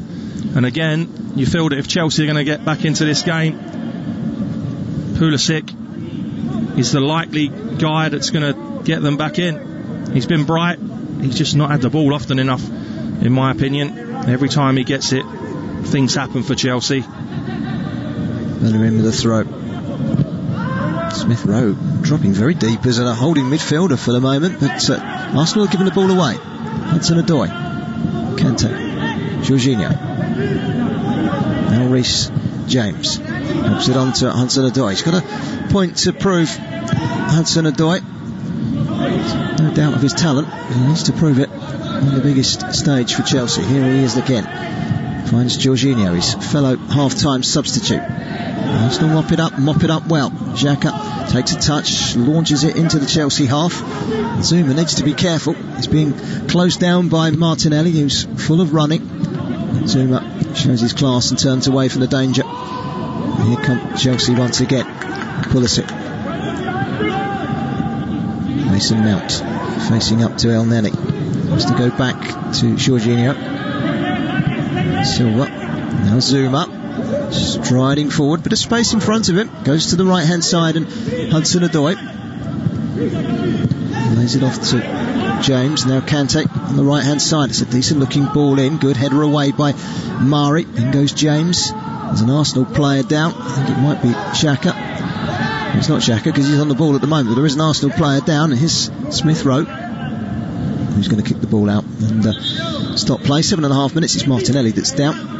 7.5 minutes into the second half, and it's still Arsenal 2, Chelsea 0, and Arsenal will be fairly happy that Chelsea haven't thrown too much at them in the opening stages of this second half so far. No, they haven't, but they've been brighter. I have to say they've been brighter. Hudson-Odoi has given a little bit of an injection down this right hand side. Jorginho, we know what he's all about, simplistic but good footballer, keeps the play moving, finds a blue shirt more often than not. So it's been a decent 6-7 minutes for Chelsea, and I say it'll be interesting to see how Arsenal are going to approach this. Do they chase the third and then it's game over, or do they say, you know what, Chelsea, you come and break us down? I think the latter, or Chelsea come and break us down. Not sure that's the right way to go. They often say best form of defence is attack, don't they? So throw-in taken by Chelsea, giving it back to Arsenal. Arsenal are kind of dallying with how to deal with the free possession at the moment, and they've cleared the ball not particularly well. Now Abraham chasing down a lost cause, but got the ball stuck under his feet there and ends up deflecting it straight out for a throw to Arsenal. 54 minutes just coming up to on the clock at the Emirates. Arsenal 2, Chelsea 0. There's certainly been a lot sharper Baz this opening 8 minutes. Chelsea, like I say, sometimes it doesn't matter what you do on a pitch. If you start sloppily, you need half time. It doesn't just change while the game's going on. You need half time to change it. Sit down, get a grip of each other, manager get a grip of you, to then put in a better performance, which they're doing at the minute. It's a nice touch from Jorginho. He's made a difference since he's come on as well, that's for sure.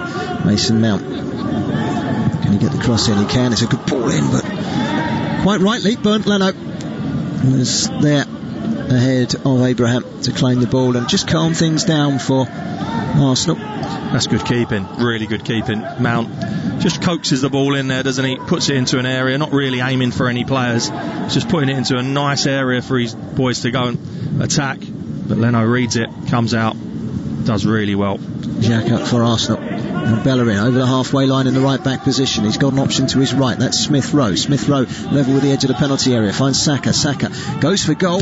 Oh, what a goal! He's curled it with the right foot over the top of Mendy and into the far corner and off the post. A goal out of nowhere. Arsenal 3, Chelsea 0, and Arsenal are back and firing on all cylinders. 10 minutes into the second half, and we really weren't expecting that. No, we weren't expecting that, and I don't think Saka was expecting that either, but they'll take it, Arsenal. 55 minutes in, and they go 3 goals to the good. Bellerin down the right hand side to Smith Rowe. He drives inside, finds Xhaka, and he's just looking for a cross. In fact, you'd say it's a poor cross because it's nowhere near any other Arsenal player. Gets it horribly wrong, but it drifts over Mendy and sails in off that far post, and all of a sudden is this an unassailable lead for the hosts. It's only his second goal of the season. Catch up with him after the game, Kev. I guarantee he'll tell you he meant that. Oh, he'd be lying, I'm sure. He looks up and he knows it. The smile on his face tells you he doesn't mean that. It's actually a really poor cross on his right hand side, which we know is his weaker side. He's got a smile beaming from ear to ear. Well, Saka, but I tell you what, he won't mind. It doesn't say in the scorebook it was meant as a cross, does it? Well, it doesn't matter. It doesn't matter at all, because Chelsea have got a mountain to climb. We know that they can come back from 3 goals behind. They did so at West Bromwich Albion back in September and got their work cut out here. Here's Kante. Can they get themselves back into the game? I wonder how long before we see Giroud. Here's Hudson-Odoi. Stopped by Xhaka. It's returned back in by James. Abraham was challenging, but there was only ever one winner there, and that was Holding. And Arsenal unable to prevent it from going behind for a corner. Chelsea have themselves a corner as we head up towards the hour mark, and we didn't see this one coming at 3-0, did we, Kev? Maybe a home win, but no, we didn't. And it was a rare attack, was it, from Arsenal at the start of this second half after a bright start from Chelsea? Well, we said it, third goal might well kill it. Not quite yet, I don't think, but Chelsea might have something to say about that. The corner comes in, not particularly good. Kante into the penalty area. Reece James clips it up high.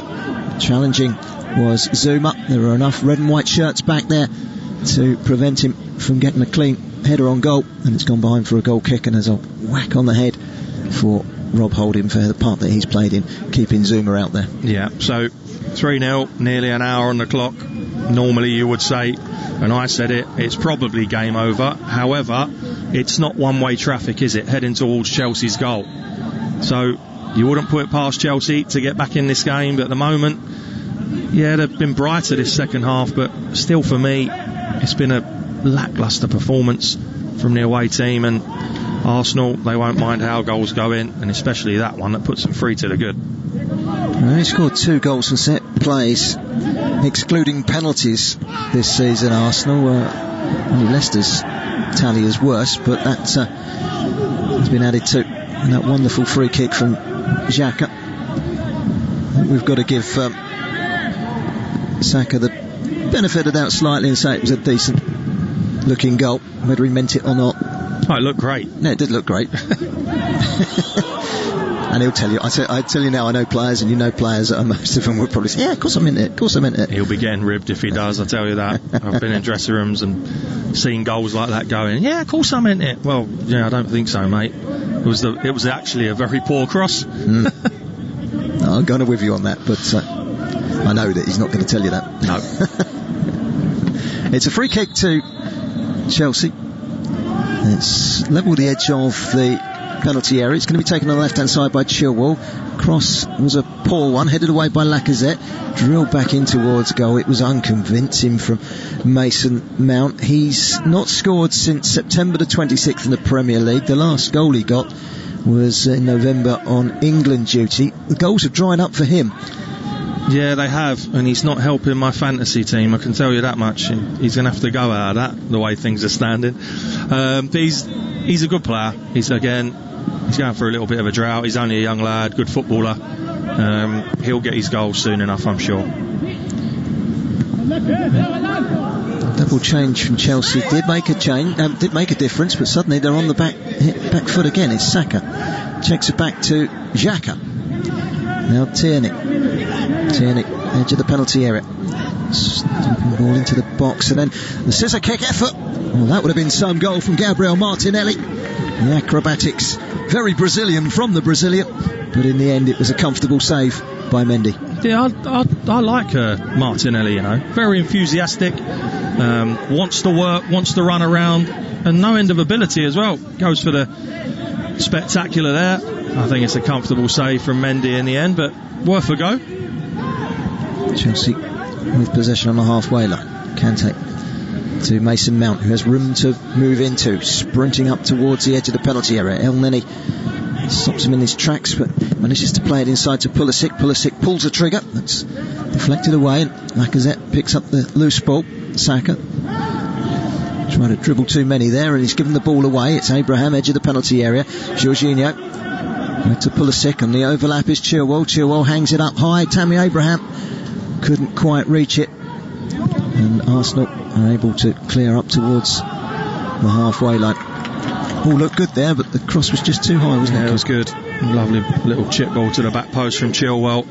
I can't help but thinking Giroud will be on the pitch very soon. Chelsea are putting loads and loads of crosses into the box, but I think you need Giroud if you're going to do that. Tammy Abraham has won the ball back, not according to the referee, and he gives a free kick for the foul on Elneny. Jay has tweeted us at Talksport Live, and Lampard, hashtag Lampard out. Probably a bit extreme, but it does come to trophies though, Kev, and I did allude to this at some point before the game. You know, take away form. You know, in 12 months, as of today, 12 months in charge, Mikel Arteta has delivered the Community Shield and the FA Cup. And Frank Lampard, so far nothing. For all his endeavour, for all his spending, he needs a trophy, doesn't he? Yeah, I'd say so. I don't think Frank's anywhere near getting dismissed by Chelsea. Though I have to say, for some reason, Arteta, well, not for some reason, they're loitering or languishing in 15th position in the league. So he's going to be under pressure. Chelsea sitting in 5th. Hudson-Odoi.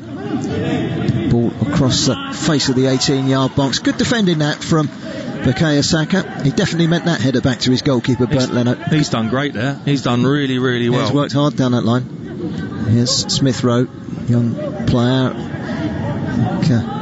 He's putting in a shift as well. Smith Rowe, he's 20. He looks about 13, doesn't he? He's a very, very young, fresh-faced. You know, it's good to see that Arsenal are turning to these younger players. He's got the Grealish socks around the ankles one as well, isn't he? Yeah, Martinelli's only 19 as well. You know, there's some youthfulness about this Arsenal side this evening, and that has shone through ultimately. 63 minutes on the clock, and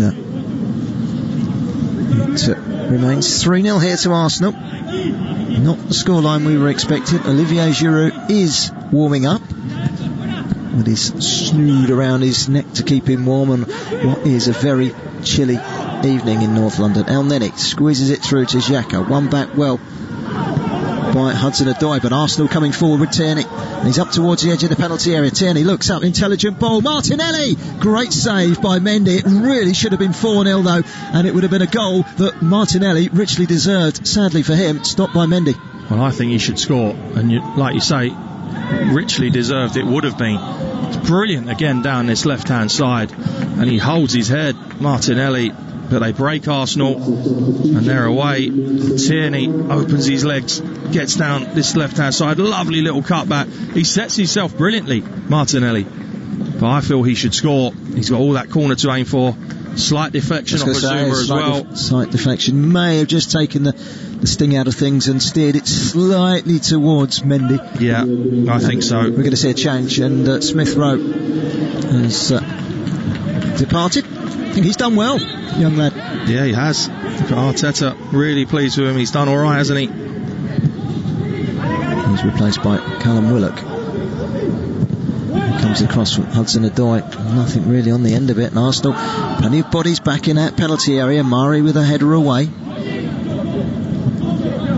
Callum Willock has been a pretty regular feature in the Arsenal side this season.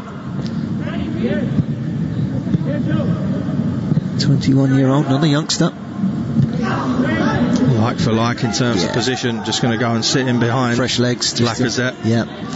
Here's James, weighing up the options ahead of him. It's pretty static at the moment from Chelsea. In comes a cross, not quite sure who it was for or what it was about, but headed away by Elneny. It's very predictable from Chelsea there. That's a foul on Chilwell, and a free kick goes the way of Frank Lampard's side. You have 25 minutes to turn this one around. Here's Pulisic, teasing his way into the penalty area. Still Pulisic, hangs it up high. It's a good ball in. Good defending by Granit Xhaka, doing a shift inside his own 6-yard box there, and just blocking off the run of Kante, of all people, running into the box. Great ball in from Pulisic, but I tell you what, he's tracked his run up. Kante, you wouldn't expect N'Golo Kante to be that far at the pitch, but Xhaka's done his job. Got back in, tracked his run up, and calm, wasn't he? Chest back to the goalkeeper. And comes another cross from Chelsea, and it's another cross that's easily dealt with this time. Bernd Leno just grabs it in his chest. Keeps life, has tweeted us at Talksport Live, still skating around Miami and loving the fact that all the Chelsea fans from earlier are eating their words. Arsenal are the classiest team in London, he says. And here they come again. Saka goes inside to Willock. First real touch for him. Sends it back out wide to Saka. He's inside the penalty area. He steps outside now. Decides to curl one. And it might just come here for Willock, who lifts the ball from the narrowest of angles over the bar and out for a goal kick. But that was promising again there from Arsenal. Two youngsters combining. He should do better. Lovely round the corner. Lacazette spins it into the path of Saka, into the box, round the corner. He gets in. He should do better, I think. Willock, just lift it across. Look at Lacazette. Yeah, it's a little bit naive from him. A little bit of composure.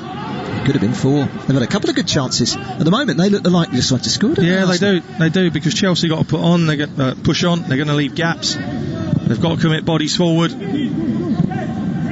Here's Reece James. An error for the first 2 goals in giving away a penalty and giving away a free kick sloppily. Not sure you can pick out an error for the third one, but it's killed the game off, and it's not Chelsea's evening tonight. It's going to take something pretty magnificent from them to avoid defeat in the London derby here at the Emirates. That's a foul. Lucky. He knows Elneny. Don't foul him. Yeah, Mason Mount was playing with fire there. Elneny caught him. It's a free kick. Here's James inside that Chelsea half, which is where the visitors are being penned back at the moment. Arsenal 3, Chelsea 0 if you're just joining us. Premier League Live. Hudson-Odoi on as a half-time substitute. Kante, who's more and more forward now for Chelsea. Hudson-Odoi again. Need to see some quality deliveries from him. James charged down by Murray. James again, right hand side of the penalty area. Hudson-Odoi rolls it into Kante, checks back and finds James. First time ball curled towards the back post. Head back from Chilwell, doesn't quite come to Kante. Jorginho helps it back inside. Pulisic can't bring it down, and suddenly Bellerin can attack for Arsenal. But that will go out for a throw-in to the home side. Who just want to calm things down as we pass the midway point of the second half. Arsenal 3, Chelsea 0. Yeah, we're going to see Nicola Pepe now for the home team. Yeah, just to freshen things up going forward, and they'll see it as the best way of defence is to put Chelsea back on the back foot, isn't it? Yeah, I'd say so. I think Arteta has seen that Chelsea are pushing bodies on, and there are chances to counter on the Blues back line when they're throwing bodies forward. Obviously Pepe, very attack-minded player, he can deliver that. Chelsea have 3 home games coming up. Aston Villa and then Manchester City just the other side of New Year, and then a home game against Morecambe in the FA Cup, 4 trips to Fulham and Leicester. Arsenal, they go to Brighton in 3 days time before another trip to the Midlands against West Bromwich Albion, and then home games against Newcastle in the FA Cup and Crystal Palace in the Premier League. So looking at those fixtures, you're suddenly thinking, hold on, Arsenal could pick up 9 points for 9 and all is very rosy at the door of Mikel Arteta. Yeah, they've still got to play those games though, and like we said, they've struggled against the so-called lesser lights in the Premier League, but they'll take confidence from this, won't they? Yeah, at the moment this is a fantastic result for them. Hudson-Odoi, plenty of endeavour, no real end product since coming on as a substitute for Chelsea. Here comes another change.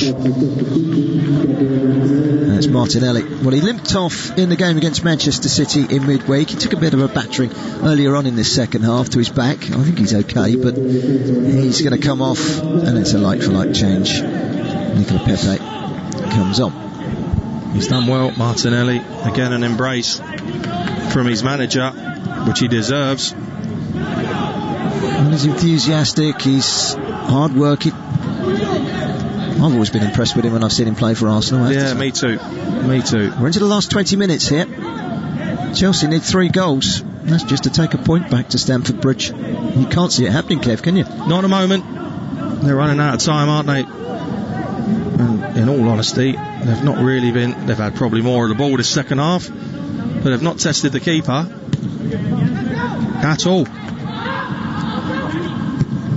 Arsenal are unbeaten in 11 on Boxing Day. They like they're playing on Boxing Day. Drew 1-1 last season at AFC Bournemouth, and that was their first game under Mikel Arteta. Here's Chilwell for Chelsea, tries to play it into the edge of the penalty area, and Mason Mount, that's dealt with well.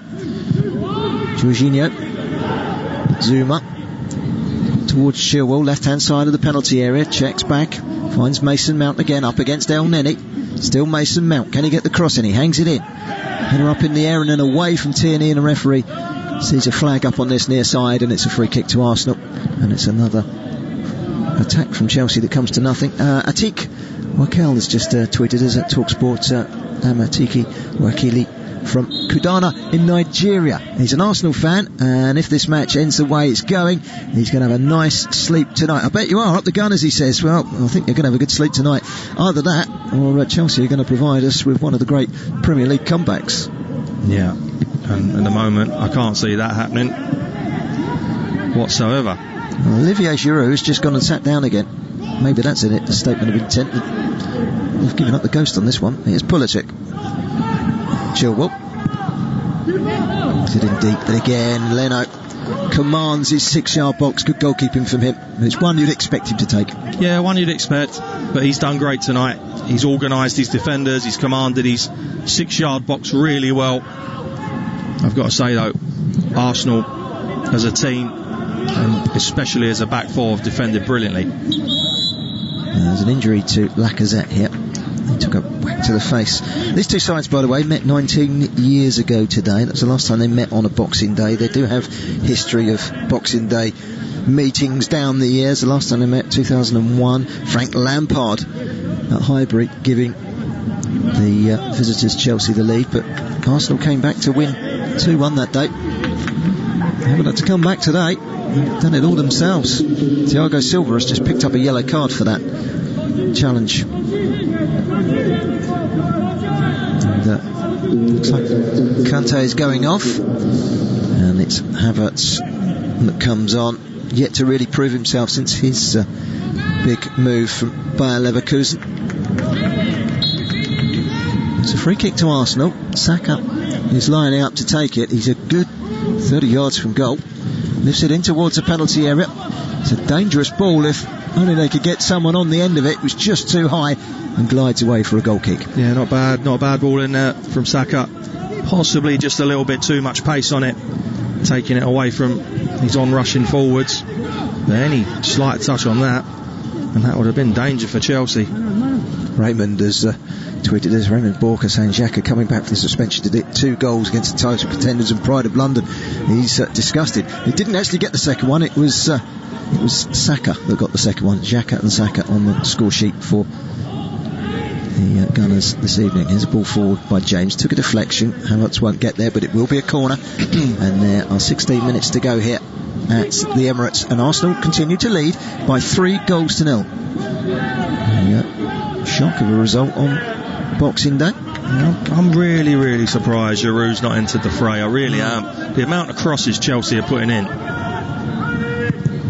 comes the corner. It's an outswing up, and it's a header crashed towards goal by Silva, but it's going over for the moment. He left his forehead, and it's gone straight over for a goal kick, and Arsenal will be more than happy to see that one go out of play without any damage. Yeah, that was a chance, you know. That's the middle of the goal. Great corner. He gets high above Elneny, doesn't he? He should do better. That should hit the target. Yeah, off his head, and it's rising.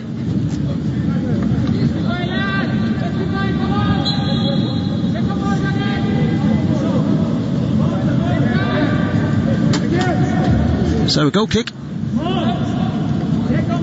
Leno almost effortlessly, just a couple of strides, and knocks it straight down the right hand side and out for a throw to Chelsea. Frank Lampard, arms folded down below us, staring at the ground, wondering what he could do to change the direction of this game, but time is fast running out. We're into the last 15 minutes. Here's Tierney, wins the challenge against Reece James. Jorginho picks up the loose ball. He's being chased by Willock, and he has to check back. He's looking for a little bit of support, and there's not too much around him in blue. Mason Mount eventually arrives, finds Zouma. Zouma looks up, plays a long diagonal ball straight onto the head of Bellerin, who's slotted into the centre of the defence for the moment for Arsenal. Here's Saka. His 3rd goal has just about killed this game off. Lacazette, lovely touch. Saka down the line. Play on, says the referee, and then look, inexplicably just kicks the ball back to Mendy in the Chelsea goal. Can you explain that, Kev? Because I can't. No. Because why didn't he take it on? Well, I think he's side, so he's just kicking the ball away. And then keep the ball? Yeah, why not? I agree. Here's Tammy Abraham, edge of the penalty area, tries to turns straight into Mari, who goes down clutching his stomach. Arsenal got the ball clear, the referee blows his whistle, and break-up play like this is just what Arsenal want at the moment. Oh yeah, 77 minutes nearly on the clock, still 3-0. They'll play all the tricks in the book now. Arsenal just to run it down. I think you can safely say, unless there's a real change of momentum in this game, then it's going to be a big win for the home team. Timothy Simino has tweeted at Talksport Live, up the Gunners, in capital letters. I think he means it. Listening while travelling home to Texas.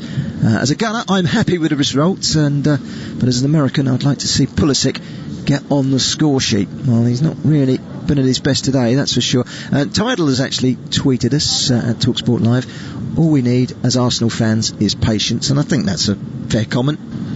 Yeah, but you know, the form they've been in, the results really haven't been good enough, and performances haven't been good enough. So I'm sure this will keep the doubters quiet, at least for a couple of days. Big win over your London rivals that are flying high in the league, but it needs to be on a more consistent basis. Yep, absolutely. So we're just got this breaking play at the moment with the injury to Murray. I'm sure it's not serious. In fact, I know it's not. He's pretty much just running down that clock and breaking up play. But, Lacazette's penalty, and then Granit Xhaka with a curling free kick into the top corner right on the stroke of half-time. Bukayo Saka then made it 3. The 19-year-old looping the ball over the top of Edward Mendy for a third. We think it was a bad cross, but it looked good.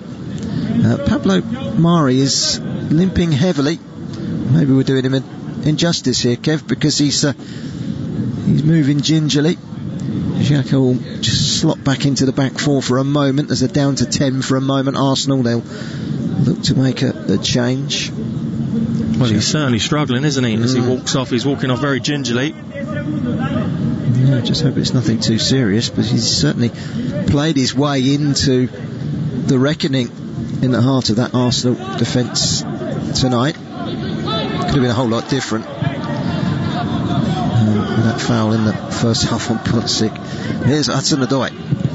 Whips in a decent looking cross. Tammy Abraham gets high above Rob Holding, but he can't keep the header down. It's over the top of the crossbar, and it's a goal kick to Arsenal. Yeah, another good cross from this right hand side. Hudson-Odoi, very direct, gets at Tierney, getting a wonderful area, just coming down on the middle of that 6-yard box. Another cross, and I just don't know why Giroud is not on the pitch. If you're going to put this amount of crosses in the box, there's no one better than him. No, absolutely. But maybe they're just saving him for a rainy day. There are plenty of games to come up over Christmas. That's all I can attribute it to. Home games against Aston Villa and Manchester City are probably at the forefront of Frank Lampard's thinking at the moment. Here's James, back from injury today. It was his error that led to the opening Arsenal goal, and the home side haven't looked back since. Here's Chilwell. Looked off last week against West Ham, but he's fit to play today. Chelsea have had 68% possession in this second half, but that counts for nothing. We're into the last 10 minutes. Mendy rolls it out to Zouma. 1-2 between him and Jorginho. Jorginho then makes a run forward. Zouma knocks it long. Elneny picks up the loose ball into Lacazette. And now Bellerin, the Arsenal captain, has had a good game in that right back position. Knocks it against the legs of Chilwell and out for a throw in, and it's another opportunity for Arsenal just to run down the clock. Yeah, you can see the confidence growing in this Arsenal side. Lovely play in the middle of the park, ball into Lacazette, and Elneny just flicks it out to Bellerin without even looking. Real sign of confidence, that pass that he just pulled off. This will be the first win in 8 against Chelsea for Arsenal, barring miracle comeback. It's Pulisic, good sliding challenge from Willock, and now Bellerin knocks it beyond Mason Mount and into the feet of Lacazette. Back to goal.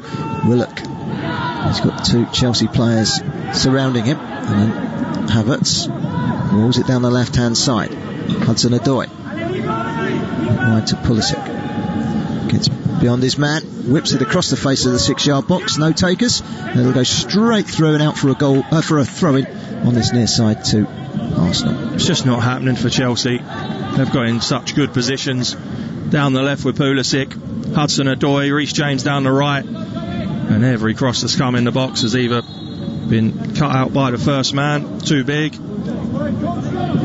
or fired over the back, just like that one. Remember, we've got Manchester City against Newcastle United coming up off the back of this one. Tom Rennie and Dave Kitson wrapped up nice and warm at the Etihad. There's a yellow card being dished out here by the referee, Michael Oliver. Didn't see who it was for. He's got the yellow card in his hand. That was Tierney. Now Abraham for Chelsea, edge of the penalty area, still going Tammy Abraham, trying to force his way past Holding. He stood his ground, and Arsenal were able to get it clear. Puts Chelsea on the back foot. Zouma scoops it back to Mendy. Oh, and a mistake by Mendy. It's Lacazette who curls it, and Mendy makes amends with a very good one-handed save to deny Lacazette what would have been a fourth Arsenal goal, but it was sloppy in the first instance from the Chelsea goalkeeper. It just about sums up Chelsea's performance this evening. I'm all for playing out for the back, but I'm not sure what Mendy's trying to do there. The ball's bouncing back to him from Zouma. He's tried to lift it back over Lacazette to Zouma, gets it horribly wrong. It's cut out, and then Mendy's in no man's land, and you can see what Lacazette is trying to do, just trying to lift it over him into that far corner. He ends up making amends. Just put your boot through it, surely. Yeah. Anyway, he's got away with it. He's lucky. Saka with a corner. It's a good ball in as well. Might fall here for Elneny. Oh, off the underside of the crossbar. Here's Xhaka to Lacazette. He's bobbling all over the place, and then the shot coming in from Rob Holding. It's a good save by Mendy at his near post. It's gone behind for a corner, and really Arsenal should have been 4-0 up there. Yeah, that should have been most certainly game over. It comes out Elneny, lovely technique, cannons off the underside of the bar. It's kept alive by Xhaka, kept alive by Lacazette, then it's Holding, and a good save from Mendy at the near post, but that would have been it. Great strike from Elneny, does well to even keep it down, crashes off the bar, holds his head. He knows how close he was. Xhaka again, another delivery from the right hand side. James gets that header up to Mount. Mount takes it wide and then knocks it long downfield. It's one for Hudson-Odoi to chase, and he's got goal side of the Arsenal defence here down the right hand side. Has to check back, needs some support, not too much forthcoming at the moment. Picks out Pulisic, dribbles past 1 and 2 and 3, and then checks back out again to the right hand side. Hudson-Odoi, good ball in, and Tammy Abraham, I think it's with his chest, helps the ball over the line. He waves his finger at the referee because the assistant on this near side, Stuart Burt, has his flag up, and that Chelsea goal will not count. I'm not so sure here if they're going to have a look at it, because the ball from Hudson-Odoi goes square, I'm sure goes square across the goal. Let's have a look. Kneecap. Yeah. What do you reckon? They're going to give it a kneecap. They're going to give it as a kneecap, aren't they? He's just in front. Oh, what are we coming to here? Oh no, it's the dreaded VAR. Hang on. Look at the foot of the defender. I think he might get away with it, maybe. Don't know. Is his foot in front of the... I think that's going to be given as a goal. I think it's a goal.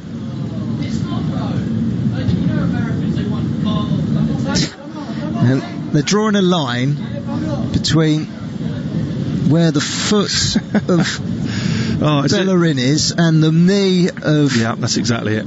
Of Abraham. We've got blue lines on the pitch, we've got green dots. We've got 2 shades of blue. Yeah, 2 shades of blue. And a green dotted line, and we're none onside, says VAR, and the Chelsea goal will therefore count. And, Abraham does get his goal, and a goal is given. Tammy Abraham scores his 4th Premier League goal of the season. It's a mere statistic. Chelsea are on the score sheet with 4 minutes to go. It's Arsenal 3, Chelsea 1, and what's a London derby without a little bit of VAR controversy? Yeah, I mean it's rightfully given as a goal if you're basing it on the VAR. But what is it all coming to? A little bit, I think, after the horse has bolted, I have to say. And Arsenal come again with Pepe. Forces a corner. Too little, too late, you would have thought. Yeah, they needed some help from somewhere. VAR have given it. Flag went up, and it went up very quickly from Stuart Burt on the near side. But that's his job, you know. It was marginal, wasn't it? It's a tough one to call. And the good thing is, whatever happens, he's got the backup of VAR. They've got that decision right. Chelsea, though, facing the corner. It's been taken short. It's Willock. Back to Tierney. It's been very good for Arsenal in that left back position. Saka, scorer of the third goal, sends in a looping cross onto the head of Holding. Gets there ahead of Mason Mount, but can't get any power or direction on the header, and it's scooped up by Mendy, and Chelsea are off and running again with Chilwell in the left back position. Havertz, not a particularly convincing pass inside to Jorginho. Now Zouma over the halfway line for Chelsea. Looks up and finds James in the right back position. 2.5 minutes plus injury time remaining. Arsenal 3, Chelsea 1. Pulisic to the edge of the penalty area. Abraham out wide to James. James thrusts a venomous cross in, which hits Tierney on the backside and goes behind for a corner. I think he felt that, didn't he? Yeah, he did. On a cold evening in North London. Another crossing opportunity. Well, if they get one here, who knows? Who knows? Corner comes in from Mason Mount. Thiago Silva with a header which went backwards more than forwards. It'll come for Hudson-Odoi. Will he leave it for a throw? He'll leave it to go out for a throw. 2 minutes plus injury time remaining. Arsenal 3, Chelsea 1. Is there yet hope for Chelsea? James. Right to Mason Mount on the right hand side, midway inside the Arsenal half. Arsenal got everyone back behind that ball apart from Lacazette, and he's wandering back as well to try and help out. Right to James. James tees it up for Pulisic, takes a touch. That's a good ball in, and it really should have been in the back of the net, but Thiago Silva got clear and headed wide. What a chance that would have made for a grandstand finale. Another cross, great ball in. Pulisic again, and again it's Thiago Silva, and he should really be hitting the target. Gets above the defender Bellerin, just can't get the right angle on his header. Looks disappointed, and rightly so. Well, he's capable of a goal, isn't he? He's already got 2 in the Premier League since his arrival. The Brazilian from Paris Saint-Germain. And it was great play by Pulisic that wriggled him. Great feat, wasn't it? Yeah, and then decent ball in from... We're looking at the goal, by the way, again, and Abraham just chests it over the line. Good skill. I don't think we've given enough credit to Pulisic for his part in that. Oh, it was a wonderful feat, wasn't it? Danced into the box. Yeah, there's Hudson-Odoi. He's over on the left-hand side now for Chelsea. They've got 30 seconds plus injury time to try and get something out of this game. They're losing 3-1. Jorginho looks up. There's Reece James. To Jorginho. It's nearly short for him. Jorginho gets the ball in. Now, is there a penalty? There is. It's a penalty to Chelsea. And it was a foul by Pablo Mari. And Chelsea, on the stroke of 90 minutes, have a penalty. It's Mason Mount that was caught. Well, Mari didn't get anywhere near the ball. And that's why Michael Oliver quickly blew his whistle and pointed to the spot. And Jorginho is going to take this penalty. Well, no qualms there. That's a penalty, and if this goes in and we've got 5 added minutes, and obviously there'll be a delay for this penalty as well, I wonder. You begin to wonder, don't you? Is it going to happen again? The Italian is stepping up. He scored 3 Premier League goals this season, and all of them have been from the spot. He steps up, and it's a poor penalty, and it's well saved by Leno, who guessed right. It was a slow run up, and when he arrived at the ball, he was unable to get any sort of power behind it. It goes down in the category of a very poor penalty, but a good save nonetheless from Leno. And it's just an absolute nonsense running up and taking a penalty like that. Run up properly, pick a corner, never mind the hesitation and the hop, the skip and a jump. Just take a penalty properly. It looks horrible when you miss. Here's Pulisic for Chelsea. That might just have been their chance gone. If that goes in the back of the net with 5 minutes of added time, we're in for a little bit of drama. Exactly right. It's a good save, but it's just rubbish. That is rubbish, in my opinion. Here comes the ball from Hudson-Odoi, just too much for Pulisic, and it runs away for a goal kick, and Arsenal fans will be universally cheering from inside their own houses, I'm sure, watching this game. Lacazette is going to come off for Arsenal, and he's taking his gloves off, and Mustafi will come on. That's not a like for like, Kev. They're just going to shut up shop. Yeah, they are. He could have done that 3, 4, 5 minutes ago when Chelsea got the one back, but that penalty, just run up, pick your spot. You're 12 yards out, you don't need all the histrionics, just take it properly. Put a bit of power behind it. Hit the target with a bit of power. How many players you see doing it? I know. I suppose if the goalkeeper goes the other way and it trickles in, you'll say it's a good penalty. Yeah, and we'll say, well, hang on, Lacazette, yeah, he done a similar thing and scored. Okay, looks nice when you score, but when you don't, it just looks so poor. Over the head of Tammy Abraham, who claims he was pushed in the back. Referee's not interested. Zouma with a looping header up towards the halfway line, picked up nicely by Elneny. Good first touch from him, and Arsenal had themselves a free kick, a foul on Saka. And the thing is, if Jorginho scores, you're 3-2, there's still 5 minutes. Arsenal will most certainly have got twitchy, knowing that they've been 3-0 up with 6-7 minutes to play. It completely changed. There's Tierney. Zam Unity has just tweeted at Talksport Live. Chelsea are back to their default settings. The Blues we love and cherish are back. I think I know where he's coming from. It's been a disappointing evening for Chelsea. Missed penalty, and you look back at 2 of those 3 goals as well. Definitely errors that could have been avoided from Reece James and from N'Golo Kante. There's Chilwell, Havertz, Jorginho, Hudson-Odoi stabs it forward into the penalty area. Mason Mount, whose goal drought continues. Hudson-Odoi again, switched by Jorginho over towards Reece James in the right hand side of the Chelsea setup, inside to Pulisic. Great skills by Pulisic, gets it onto his left foot, low drive from just outside the penalty area through a crowd. Easy save for Leno. Well, you think that's going to be their last chance? 50 seconds left of added time. Again, good skill from Pulisic. It's just not been often enough from him tonight. Has looked better in central areas when he's got in central areas. Tame shot at the end of some good skill again. Focus and concentration on the face of Mikel Arteta, whose side are coming forward again here. Callum Willock down the left hand side, happy to try and take it into the corner. It's a throw into Chelsea. Not too sure that was the right decision.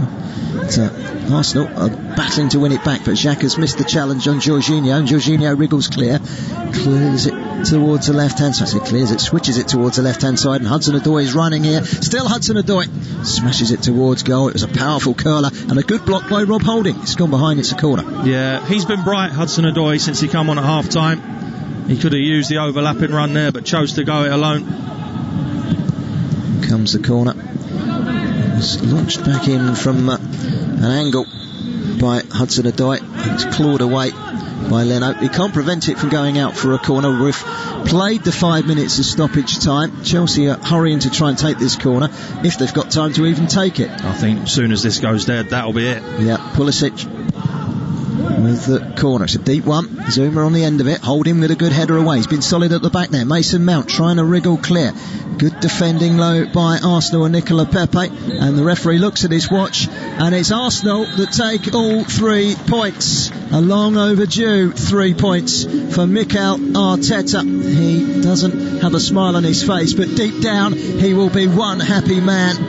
Alexandre Lacazette is the person that gave Arsenal the lead from the penalty spot. Then Granit Xhaka with a curling free kick. Bukayo Saka made it 3-0 before Tammy Abraham had a VAR assisted late reply for Chelsea, and then there was even time for Jorginho to miss from the spot. So it's Chelsea that go down to defeat against all odds here in the London derby at the Emirates. It's finished Arsenal 3, Chelsea 1. Here are the match highlights.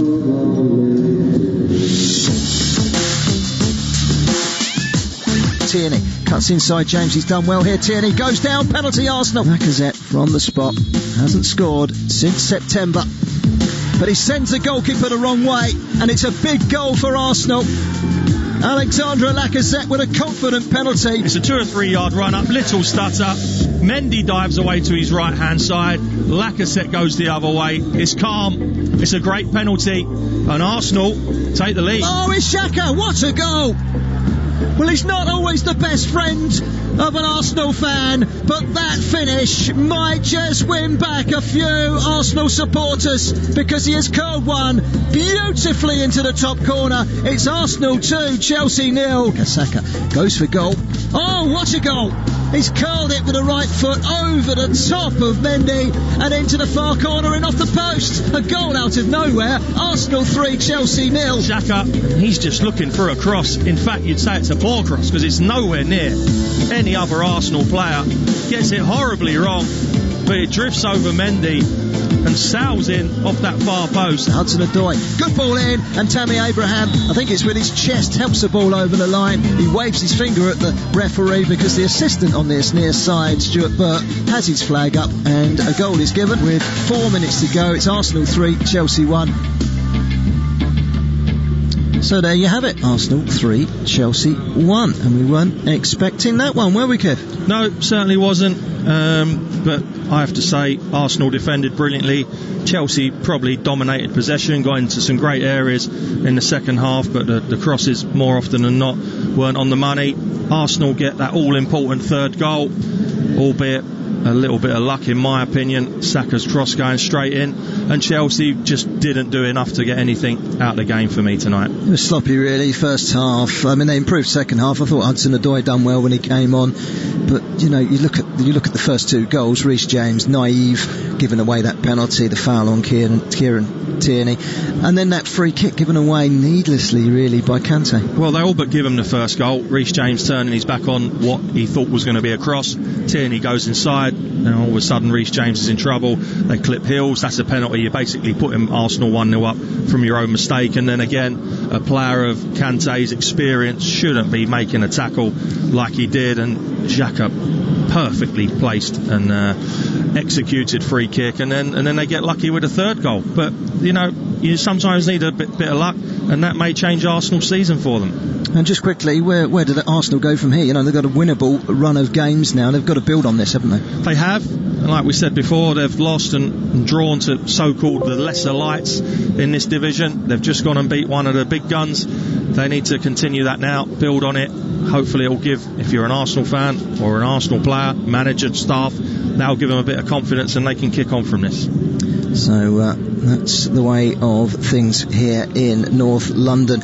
Only 2 of the last 17 between these two have ended in an away victory, and Arsenal have pulled off the shock of Boxing Day so far with a 3-1 victory against title contenders Chelsea at the Emirates this evening. There's one more game to come, and that is at the Etihad, Manchester City against Newcastle United with Tom Rennie and Dave Kitson. That's coming up very shortly. Thank you very much to Kev Watson for joining me. It's finished Arsenal 3, Chelsea 1. You're listening to Premier League Live.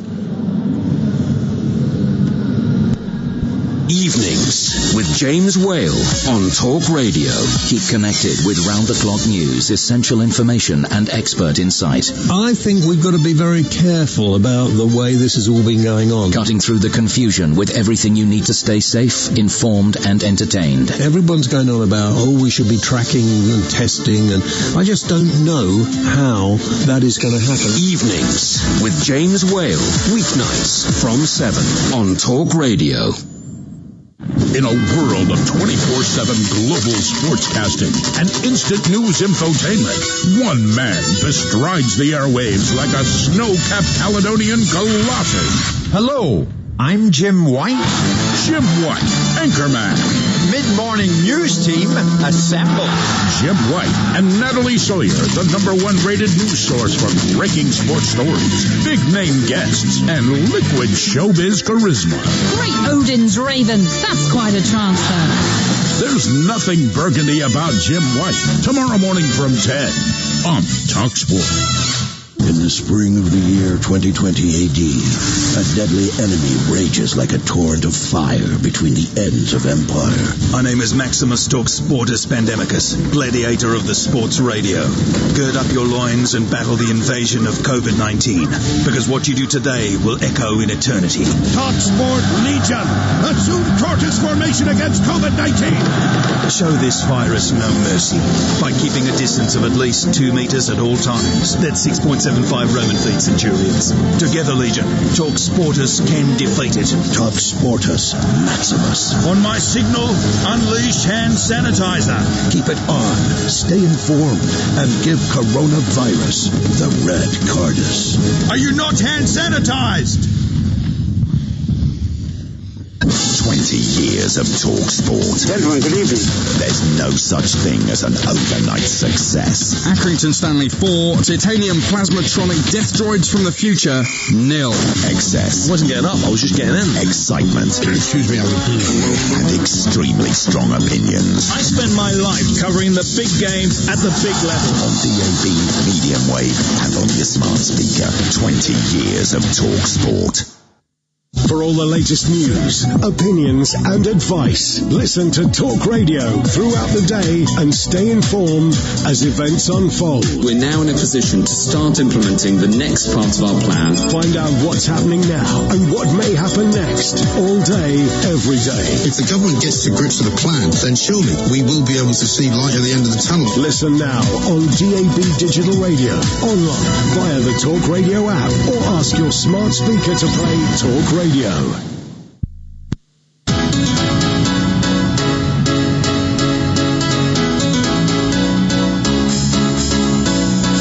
Premier League Live with Talksport. All the big goals and big moments from the world's biggest football league. They get a second. Here they can! Mason Greenwood with a wonderful turn past Bonner. Jamie Vardy wins the game for Leicester. Bringing you the best of the Premier League all year round. No! It's a cracker from Kane to almost break the crossbar. Leeds United, who have huffed and puffed all game long, have finally blown the Everton defence down. Thumping head up. And there is goal number 5 for Manchester City, and it's a hat-trick for Riyad Mahrez. Premier League Live with Talksport. You are listening to TalkSport's coverage of Manchester City against Newcastle United from the Etihad Stadium. I'm your host, and I like to think friend Tom Rennie. Alongside me is the former Stoke City, Portsmouth and Reading striker Dave Kitson. This is Premier League Live. Solid and unspectacular. No, not my Christmas day. Unusual words instead to describe the form of Manchester City this season. 23 points from 13 games leaves Guardiola's side going into this weekend in 8th in the table. That's 8 points behind the leaders Liverpool, and with today's results they have now dropped down to 9th. But with a long way to go, Pep's mantra this week to his players and the press, if they want to challenge this season, is to win, win, win. Solid and unspectacular could also be used, quite aptly, for Newcastle United. The fans on the forums and on the phones have made it clear that their team, despite their decent results and league position, are simply not worth watching. It might be a good thing for both teams, then, that fans are not allowed